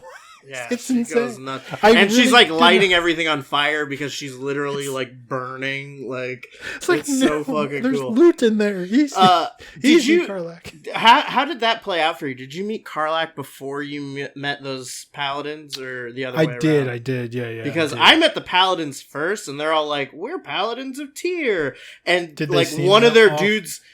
dudes was dead. So I was just like, cast speak with dead on that guy, and I'm like, "How did you die?" And he's like, fucking barbarian, like a fucking devil killed me." And I'm like, I start asking him questions, and he's like, "Yeah, I've been in hell forever. I'm a servant of Azariel and all this shit." And I'm like, "Wait a minute, what?" like I figured out the whole like ploy from talking to their dead buddy, who, like, I mean, dead people don't lie to you, so like I was so confused for a minute, and then when I realized what was happening, I was like, "Oh shit, that's cool as fuck. This game's so cool." Have game y'all is been so rolling good. with I have a Liza? question I need some help Yeah. with. Okay. So I haven't been able to play in 4 days, which really annoys the fuck out of me. Where Are you been? Oh, Kingsville. dialogue interactions with NPCs character specific on who you choose to talk with them? Like Yeah, if sometimes. Yes. Okay, Sometimes, so yeah. if I A have lot one of times. character, if I have one character that would be better in this situation, I have to switch to them before I talk to that person. Sometimes. I mean, sometimes you can switch after you've had a conversation with them as one character, and then just go back and kind of have the same conversation with a different character. I mean, just for as an example, when Crispy was kind of walking me through stuff the other night and showing me how certain things worked, I went. There was I found like a book that was like had like a magical lock on it, and I picked it up, and the character that picked it up like had the ability to do like to roll to see if they could unlock it with like Arcana or something. Yeah. And I failed, and I was like, "Fuck!" And he was like, "Just switch to your other character that has higher Arcana." I was like, "Okay, I can do that." He's Yeah, like, it's "Yeah." So I was literally like, just like your character's like, I don't know what this is. Here, Gale, look at this. And then Gale's like, oh, look at this. Blah, blah, blah, blah. Like, but I like passed it around my entire party, and like the last person finally managed to like understand it because of the check. But I was rolling with every single character until I finally got a pot. So like there are certain situations where you can roll to do something, even if it fails on the first one, the other characters might have better luck, and like that. That's not something I was like. That was one of those things where I was like, I didn't even think about that. See, And I that had no kind of idea this changes was a thing. everything. I thought it was locked to a single character for the interaction. No, definitely not. Definitely not. and There's like, so many little things, like even if you're like super familiar with D&D and even played old Baldur's Gate, if you're not familiar with like the Larian RPGs prior my to this, first. there are so many things you probably Even- don't even realize you can do. Like I remember Nick saying on a stream he didn't even know he can like break up his party. Like you can be Oh. in I still full don't know how to do conversation. that. Your 4 characters can be in completely different parts of the world. Like you can be in a conversation with one character, unhook a party member, and they can just go carry on. And that's how you pickpocket people. You conversate, and then you can swap to your other characters while you're in dialogue. You can swap to your other characters, just run around and like pick their fucking pocket. you can, And I'm the you one can that's even playing have- the rogue. You can even have characters, like, some are in combat initiative and some are not. Yeah. Like you can, like, it's really fucking wild, actually. I hate All when right, don't I know notice this is that, not. actually. I know this is not the teach someone how to play Baldur's Yeah. Gate podcast, but how do I break up the party? I don't That's know. what you can on explain controller, on your right, you press the left trigger to like bring Right. up your like character menu. Right. The functions are there. I think it actually Okay. says it, but it's like X and Y, and you can like regroup them and stuff. And also one thing you probably maybe isn't as obvious on controller is in combat, which we should probably talk about real quick. Is sometimes initiative is such that like the character that is automatically selected for you isn't necessarily the one that has to go at that given moment. If you bring up that little side menu with the left trigger, look at the UI, and there's other characters you could potentially switch to in that given moment, which They is group huge. people Given that have the same initiative together, and they can kind of go Exactly. simultaneously. So say you want to like cast Bless with Shadowheart, before your fighter and your barbarian go, right? So keep an eye on that because Also, Okay. one more little combat tip that I just learned today. I mean, it's another one of those Larian RPG things that I kind of forgot about, but the inventory is completely shared between all 4 characters in the party, Mhm. including in combat. So that means, like, if you're on a character who doesn't have any health potions, you can just open up your inventory and have them, like, drink a health potion from someone else's inventory, or have them cast a spell scroll from someone else's inventory, or some shit like that. And you can even switch items around those inventories on the fly in combat. So, and if you have like that's a few really characters powerful. like grouped up very close together, it doesn't cost like position wise, to do that. you can throw a healing potion on the ground, like smash Yeah, it, and splash it'll heal it. multiple people Yeah. at once. Oh my god, I saw that today too, and that also like blew my fucking mind. There's so many little things like that. It's like that's, Tears of the that's Kingdom. the little stuff where like at a D&D table, if someone was like, "Can I throw this and splash it on 3 of them to heal them all?" Like the DM would be like, "No, what? Like you have to drink it, you dumbass." This game's so fucking good. It's wild. It's so wild. Like I don't know. We're gonna Okay. have It's Breath of it's the an Wild upgrade. style discovery conversations for the rest of the month about this game. For Try sure, years. it is that type of game in terms of like the shit you can do, for sure.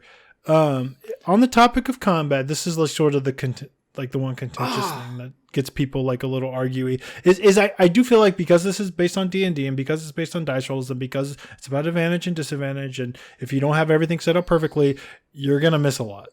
It's a lot of missing. Yes. And I feel like it kind of slows things down. Missing is almost never fun.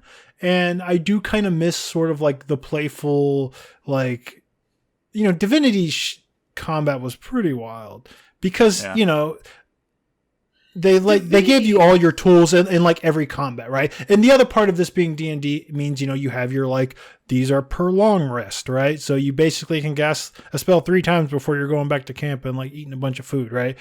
And again, leveling up and like, other selections, multi-classing, like you can mitigate that. You could do some smart stuff with that, but it is very like busy. Like you really have to work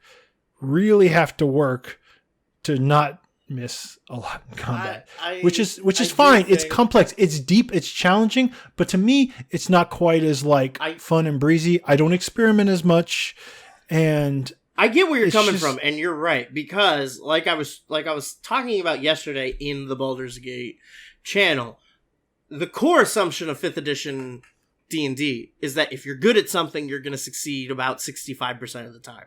That's 45% of the time you're not going to succeed, right? Yeah. And that includes attacking like with a weapon you're proficient with and the stats that you are really high at. So, I mean, like, 65% is baseline, the slot. And your job is to try to, like, get over that. You know what I mean? Yeah. With advantage. But, like... And God forbid you get poisoned or something. I don't remember how... I don't remember how Divinity Original Sin 1 combat worked exactly. I remember in 2, though, you're hitting a lot more often, but they also had that armor system that was, like... That was like new soaking for 2. Up like hits, so it felt like you were hitting, but you weren't really like making huge amounts of progress. I don't know. It was the crowd control, like the crowd control stuff, and I mean a lot of that. Like it didn't trigger until you broke their shield, whether it's physical or magical. Divinity Original Sin 1 did not have that shield system. Spells are not as focused on like that stuff here necessarily as they were in Original Sin 2, but like there's still a lot of that going on. There's still a lot of higher level stuff, items and throwing stuff, and that and that's my other point is that like the higher levels, like if you're below 6th level, if you're like 5th level and below, you're still in what's considered tier 1 play. I'm telling you, like that stuff. If this is anything like the tabletop game, it gets a lot wilder. When you get into tier 2, but when you have like you could spend half the game, in tier 1, you spend a lot of time getting there, absolutely. But like, spell slots become more prevalent. You kind of like find yourself like with like if you're a wizard and you're like, oh, all these 1st and 2nd level spell slots I have. What do I cast with them, right? Like, and like hitting. I think it gets better as you level up. And I do want people to keep that in mind. But it is a lot of, like... You are right. It is a lot of, like, chance. Like, the chance is still there. And that, like I think coming from something like other tactics games where it's, like, XCOM, it's like, I don't want to take a shot unless it's, like, 80% or better, right? Mm-hmm. Because that game will fuck you on those rolls. In this game, it's like, if you're waiting for that 80%, like... you're gonna have a tough time. Like you need to start kind of like thinking outside that box. Like I do feel like because that's kind of the nature of this game, it kind of makes everything feel like stakes are higher, which I like. I mean, you always balance around it. I mean, like those Divinity games could still be like notoriously difficult and spiky, like this is, but I would say there's more of an idea of battlefield control baked into this game than maybe even like normal D&D. Like they do still really want you to like push people around and like set up AoEs to like push people in or push people off the ledges. Fall damage seems to be like really buffed, like really increased. Things like Mage Hand, like I don't even really understand how Mage Hand works in this because it doesn't do what I thought it should do, but it seems to be like a long range push. Like they really want you to push people or around. throw or like, dude, just or even do a little bit of damage, man. I was in the hag fight last night pushing and throwing, where she is, like, split really into broken. 6 things. Oh yeah, She split into 6 things, and just having the ability to like have control over like more than my 4 characters in that fight specifically to do just a little bit of damage to each one of her copies yeah, and was everything- fucking huge. every spell And when it that, dawned like- on me, it was like, dude, let's just summon 3 mage hands because I have Lysel, Shadowheart, and I have mage hands. So it's like it is kind I of figured like this out. like every spell that like summons something in this game treats it as like its own discrete entity that like enemies will attack. It has its own place in initiative, which isn't necessarily how a lot of those spells work in D&D, which is helpful here. Is a good change. Like having spiritual weapon just be like something that's just like pulling in aggro from enemies is like crazy. Oh, is that right? See, Yeah. oh man, so I'm not like a range or anything. I have no summons.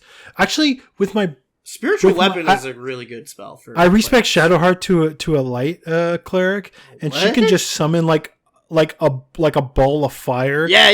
that The flaming I can sphere. like a boulder of fire that I Yeah. can just control in That's battle. fun. That's And I'm Hey, like, guys. this is just cool. Yeah. If we're not careful, this is just going to turn into it's going to turn into our Discord channel about Baldur's Gate, Of where we're course it just is. because there's going to be Yeah. so many anecdotes. There's no helping it. I will say the hag Yeah. hag fight. One last thing I'm gonna say. It's not even a big. Just like one little tip that the hag fight, magic missile is really, really, really helpful in that. Oh, that's dude. I was looking. I was digging through my scrolls. Like I gotta have a scroll of magic missile Dude, right that- now. I did not. That And let me tell you, deletes those clones. that's unfair. Use your scrolls. Use your potions. You're picking them up for a reason. Use You your might only wizard. have- Take your scrolls and have your I have wizard, no wizard. learn them. Like, I have no wizard. but the thing is, if you have a wizard, you can take those spell scrolls and they can just learn that spell and add it to Yeah. their spell book and have it prepared every day. Here's the thing. Don't learn. But here's the thing. Having scrolls, Mhm. like if you learn a spell, you're now limited by your spell slots. Scroll does not take up a spell slot. But you're still So limited by keep that scroll. But Okay. yeah. keep some of them in your pocket. I love how Crispy For was like, sticky the one thing I'm situations. going to say, and then it just like Okay. Brad was I like, mean, well, let me but, just like, jump yeah, on that but, and like, take it and yeah. run with it. Okay.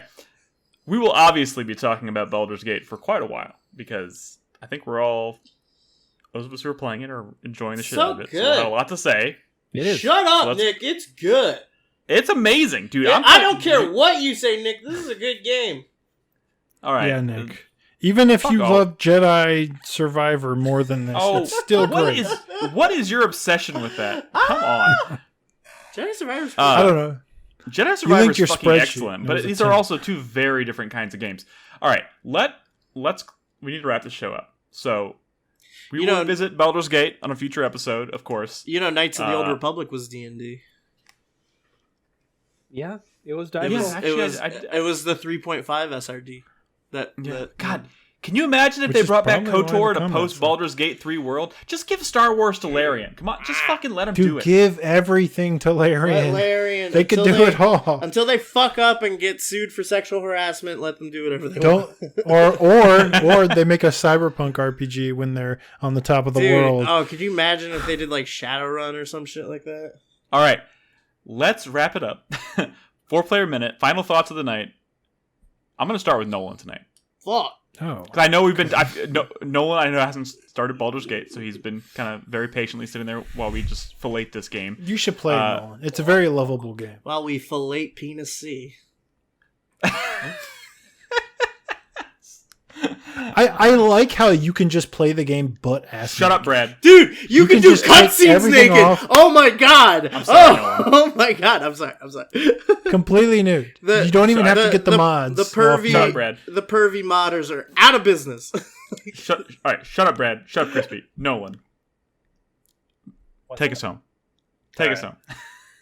All right, so my 4-player minute starts now. My hype is we found an Asian market near us that has a lot of really good stuff. I was posting in the Look at My Food Look at My channel Food. the other day. Yeah, so we went and we got some. They have some like packaged, like it's like kind of like instant ramen, but the noodles are like fresh noodles. You can tell they still have like the kind of like whatever kind of powder they use on noodles, like they keep them separated.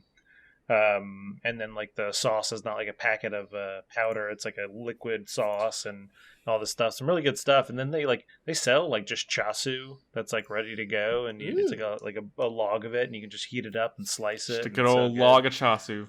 Yeah. Can I just say on the topic of you posting in that channel, everyone's always like, "Where's Nolan? Why is Nolan not hanging in the Discord?" He's like, here's the food I'm cooking. Here are my pets. Here's my health routine. He's in the normal life choices like channels, and not in the I'm gonna argue about Star Wars for 8 hours.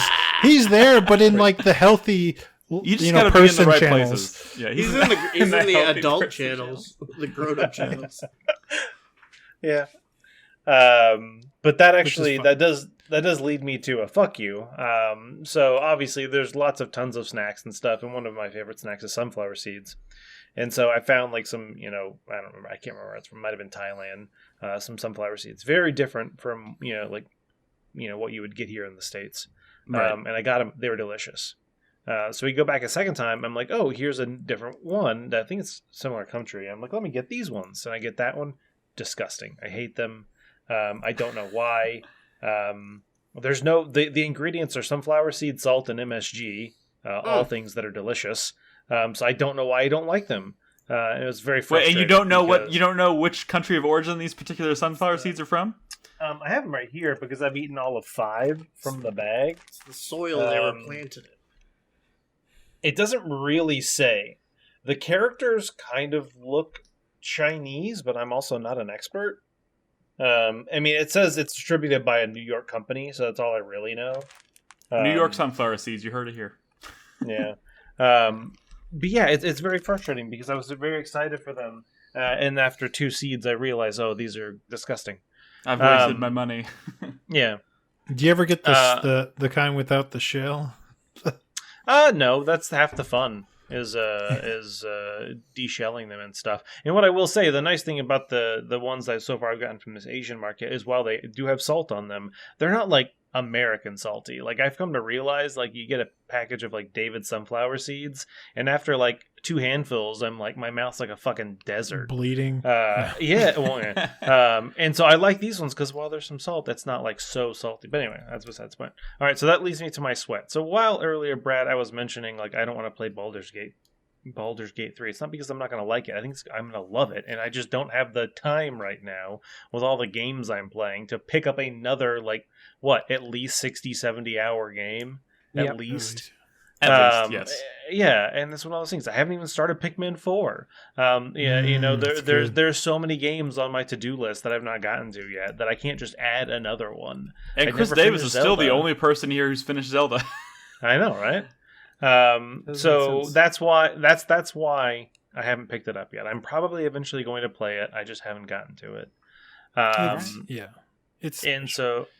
know. Everything I've heard has been great. I promise you, I've been hearing good things.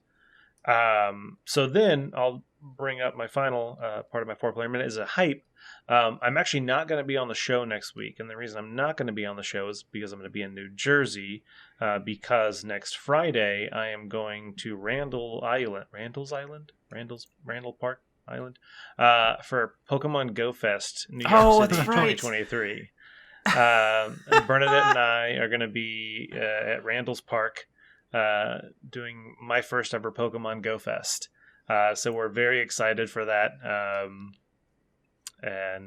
Oh man, I hope there's somebody in the community who goes to that thing and is like, I'm gonna find Nolan and dude, tracks there's plenty of people who I somebody know who go to the Go Fest and stuff, and I know that and I have a horrible memory, so I can't remember who it was that was in Go Fest London. Who was that? Scroll back in the channel real quick. Merchant. It was Drunken Merchant. Was in the Go Fest in London, which is awesome. I would love to go to a Go Fest in another country. You just no. Okay, they posted it in the Pokemon channel. Gotcha. I would love to go to one out of the country. But that's for another year. That's pretty cool. We'll have fun. Keep us posted. I will. All right. Brad, why don't you go next? Speaking of people with too much to blow, I feel like my son Henry's going through that right now. Sort of like in this last sprint before school starts. he's been playing a lot of stuff. He has like a reward chart. Like if he does like, each day, he does like a not good thing, nice thing, not a douchey thing, he gets a sticker. And there's so many stickers, we get some reward. And it could be small things like slumber party with mom. Good boy points? Huh? Good boy points, yeah. Good boy points? Get some chicken Yeah. nuggets? GVP. Positive Chicken reinforcement. nuggies. Oh, yes.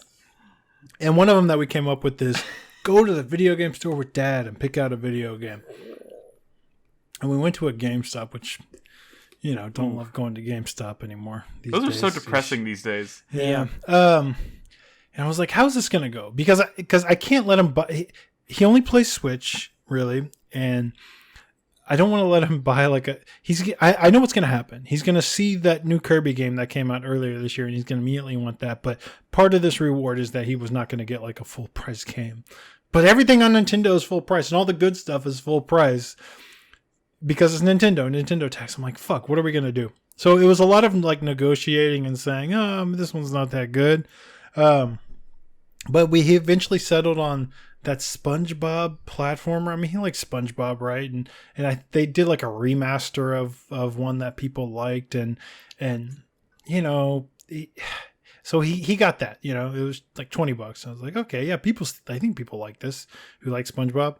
But he's also been playing like Mario Odyssey, and he's 5, but he has a tough time of like not understanding why SpongeBob and Mario are not the same, but he still wants to play SpongeBob. But the thing is, fuck that game, dude. What is it? The bottoms, the sea bottom, whatever that fucking game is called. Battle of Bikini Bottom.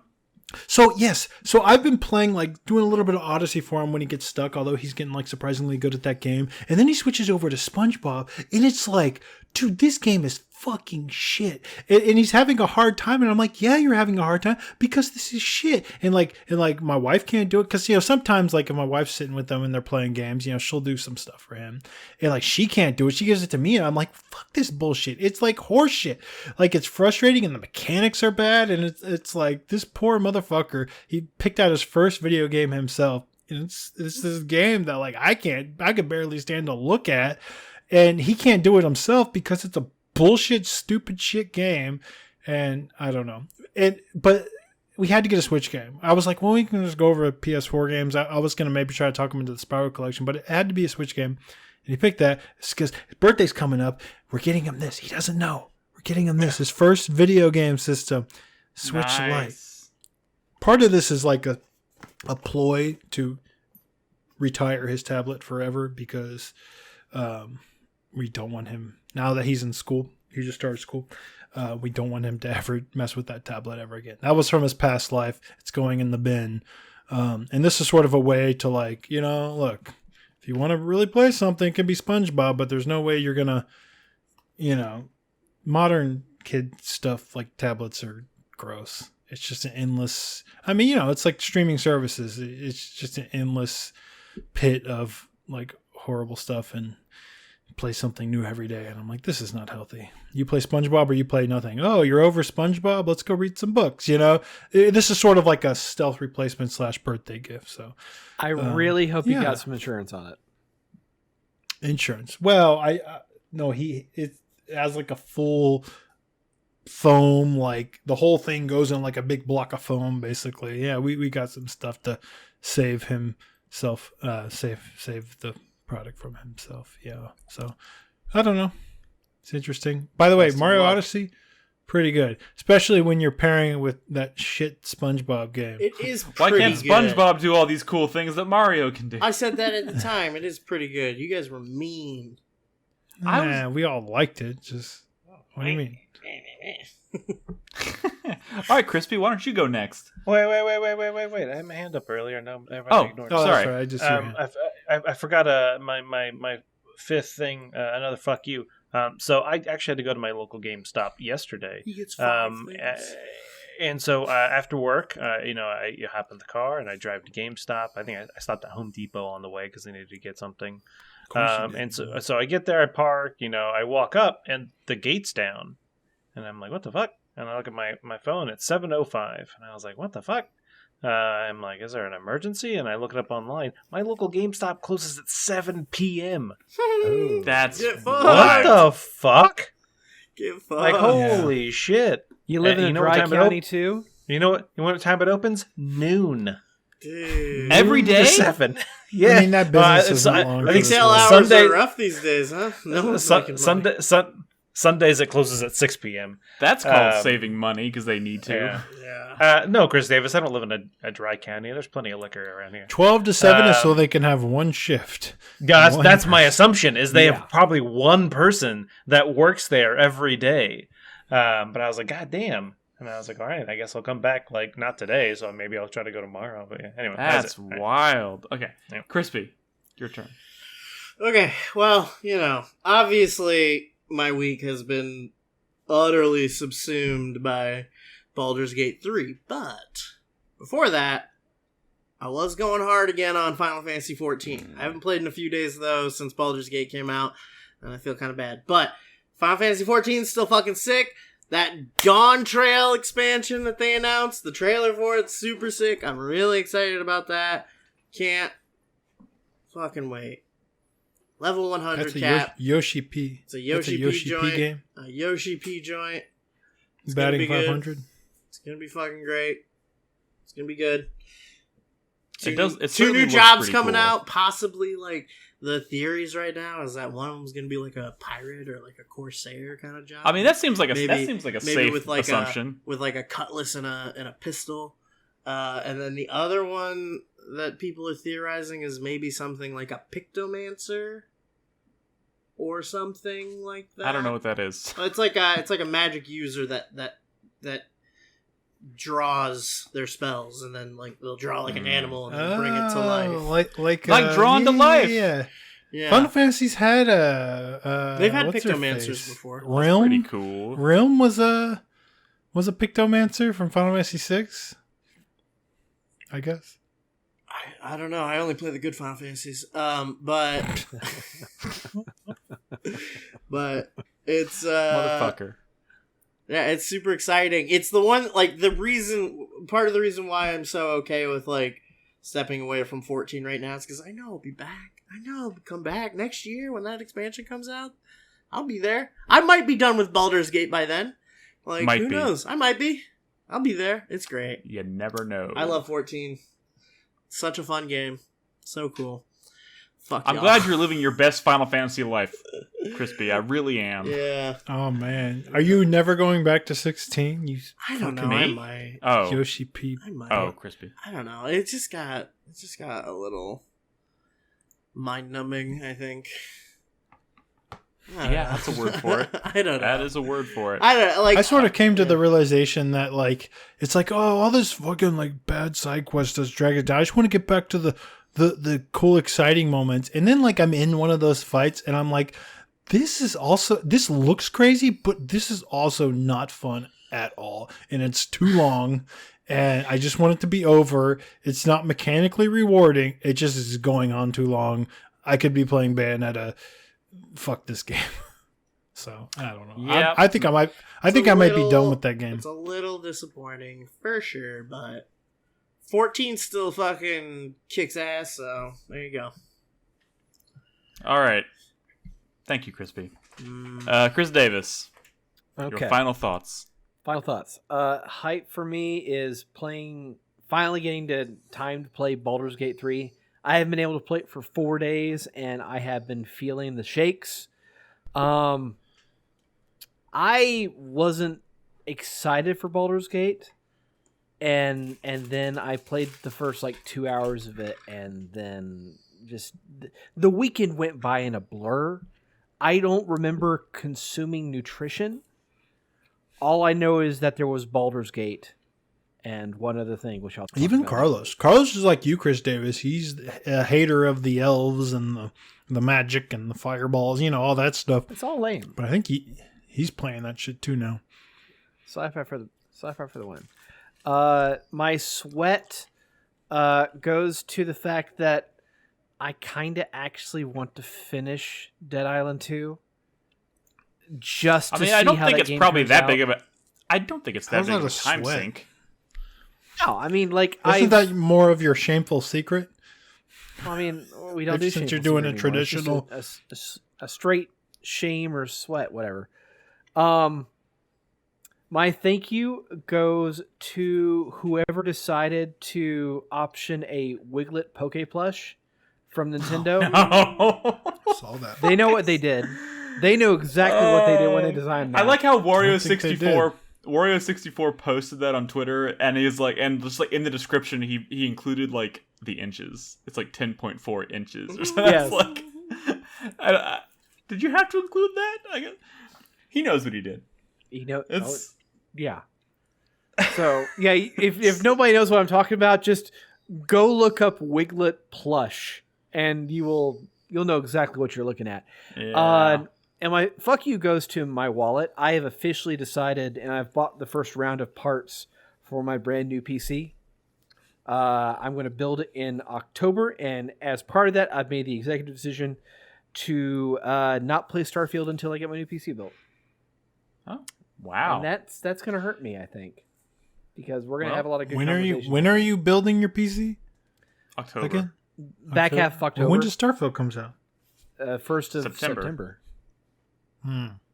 Second of September, I believe, actually. But yeah, that's splitting hairs. I know. You know, I think it's coming to Steam Cloud. I mean, not Steam Cloud, xCloud, Starfield.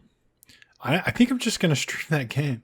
You know, like the last house I was in had really like the bones. Just like I couldn't make Wi-Fi signal work, but here it's like great.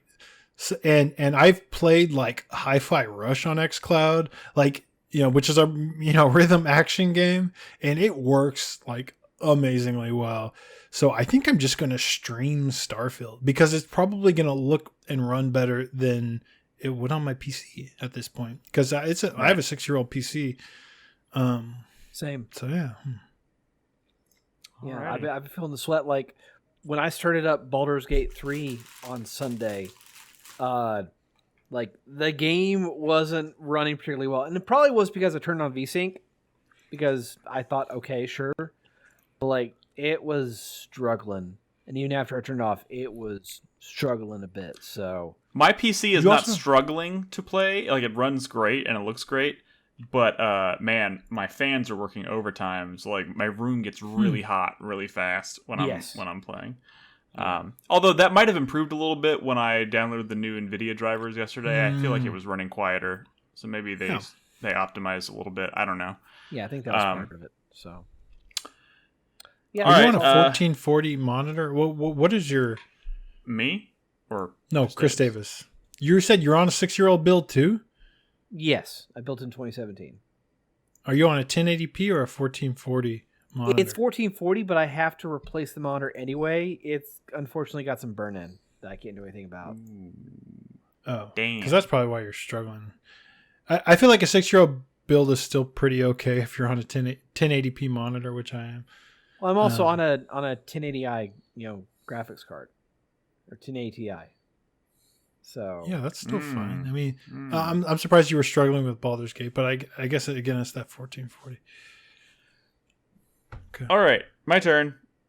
Final thoughts for the night. Like I said at the beginning of the show, I do want to just bring it up. I played the Atomic Heart DLC. I actually bought the season pass.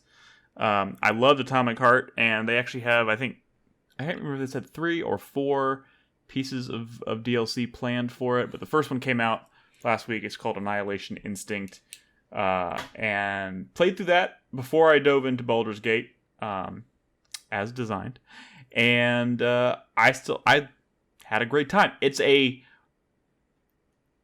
really nice, like, extra piece of content that's completely separate from the main game, which I thought was really nice. Like, a lot of times DLC comes out and you have to get to a certain point in the main campaign before you can play it, and you have to, like, dive into your existing save and then go find something in the world. Where this was just really nice. It was like boot up and it's like in the menu. It's like, here's the DLC 1, 2, 3, 4. Pick this one. Start a brand new game. And it's completely separate. It doesn't touch my New Game Plus or anything like that, which was really nice. And it was, it gave you 2 new weapons, a bunch of new enemy types. There's a fucking goose that chases you around the world and is actually really hard to kill. It's just really weird. Like, I love that game because of how weird and out there it gets. And this DLC was no different. Surprisingly hard.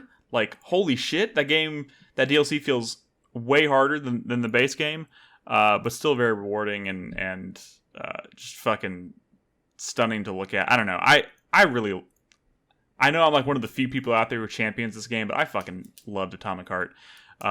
It's on xCloud too. Like, because I browse xCloud sometimes when I'm on Steam Deck, and I saw it. I mean, I've seen it a few times, and I'm like, this would be a good like test for that. I should maybe try Atomic Heart. Nick does really like it. I saw him solving a puzzle once. I like puzzles. There are puzzles. There are definitely puzzles.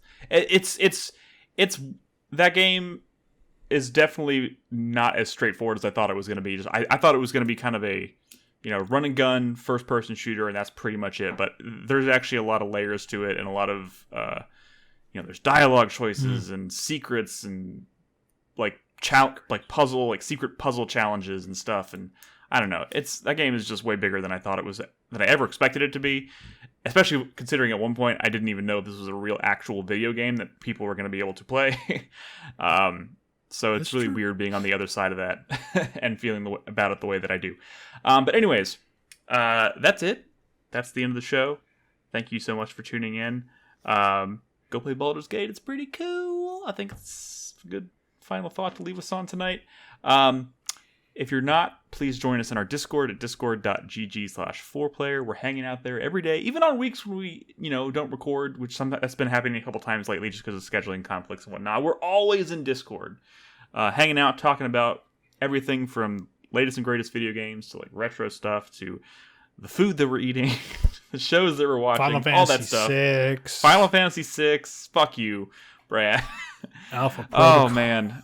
Good Final Fantasy games. Brad, do you want to step in and maybe help me with the Revival Club so it's not like all on my shoulders? It wasn't my idea. Look, I know, but you won't stop busting my balls about it. No, it's not me. I'm speaking for the people. Hey man, I want to go back. Look, I want to go back. It's a tough year. It's a tough year. It's a tough year to do any. Like there is no time to replay anything or it's hard to just kind of like prioritize shit because it's coming. Coming at such a steady. I could be honest about the Revival Club. I don't have time to play those games. That's why I don't. I mean, last year I feel like I had a lot more time. Like this year is just absolute chaos in terms of video games. Well, although I think you and Chris Davis maybe tonight after you stop recording, y'all could still talk about Alpha Protocol for 45 minutes. Dude, I'm going to go play Zelda because I need to fucking finish that game. That's what I'm going to go do. Why? Why do you need to finish? Because I'm going to finish that game and there's like 4 games coming out. You saying August. You're going to finish is not the same as you need to finish. I feel like I need to finish that game. But no, that's we all do. Yes, you all do. All right, let's wrap this up. This is a conversation for Off the Podcast. Thank you guys for listening. 4playernetwork.com is, of course, the website. You can find our podcast there. You can find them on all your favorite podcast services. We'll be back next week with a new show, new episode, talking about new stuff probably. So more Baldur's Gate too, I'm sure. Anyways, be safe out there. Play video games. Be good to each other. And we'll see you next week. Good night. Bye. Bye.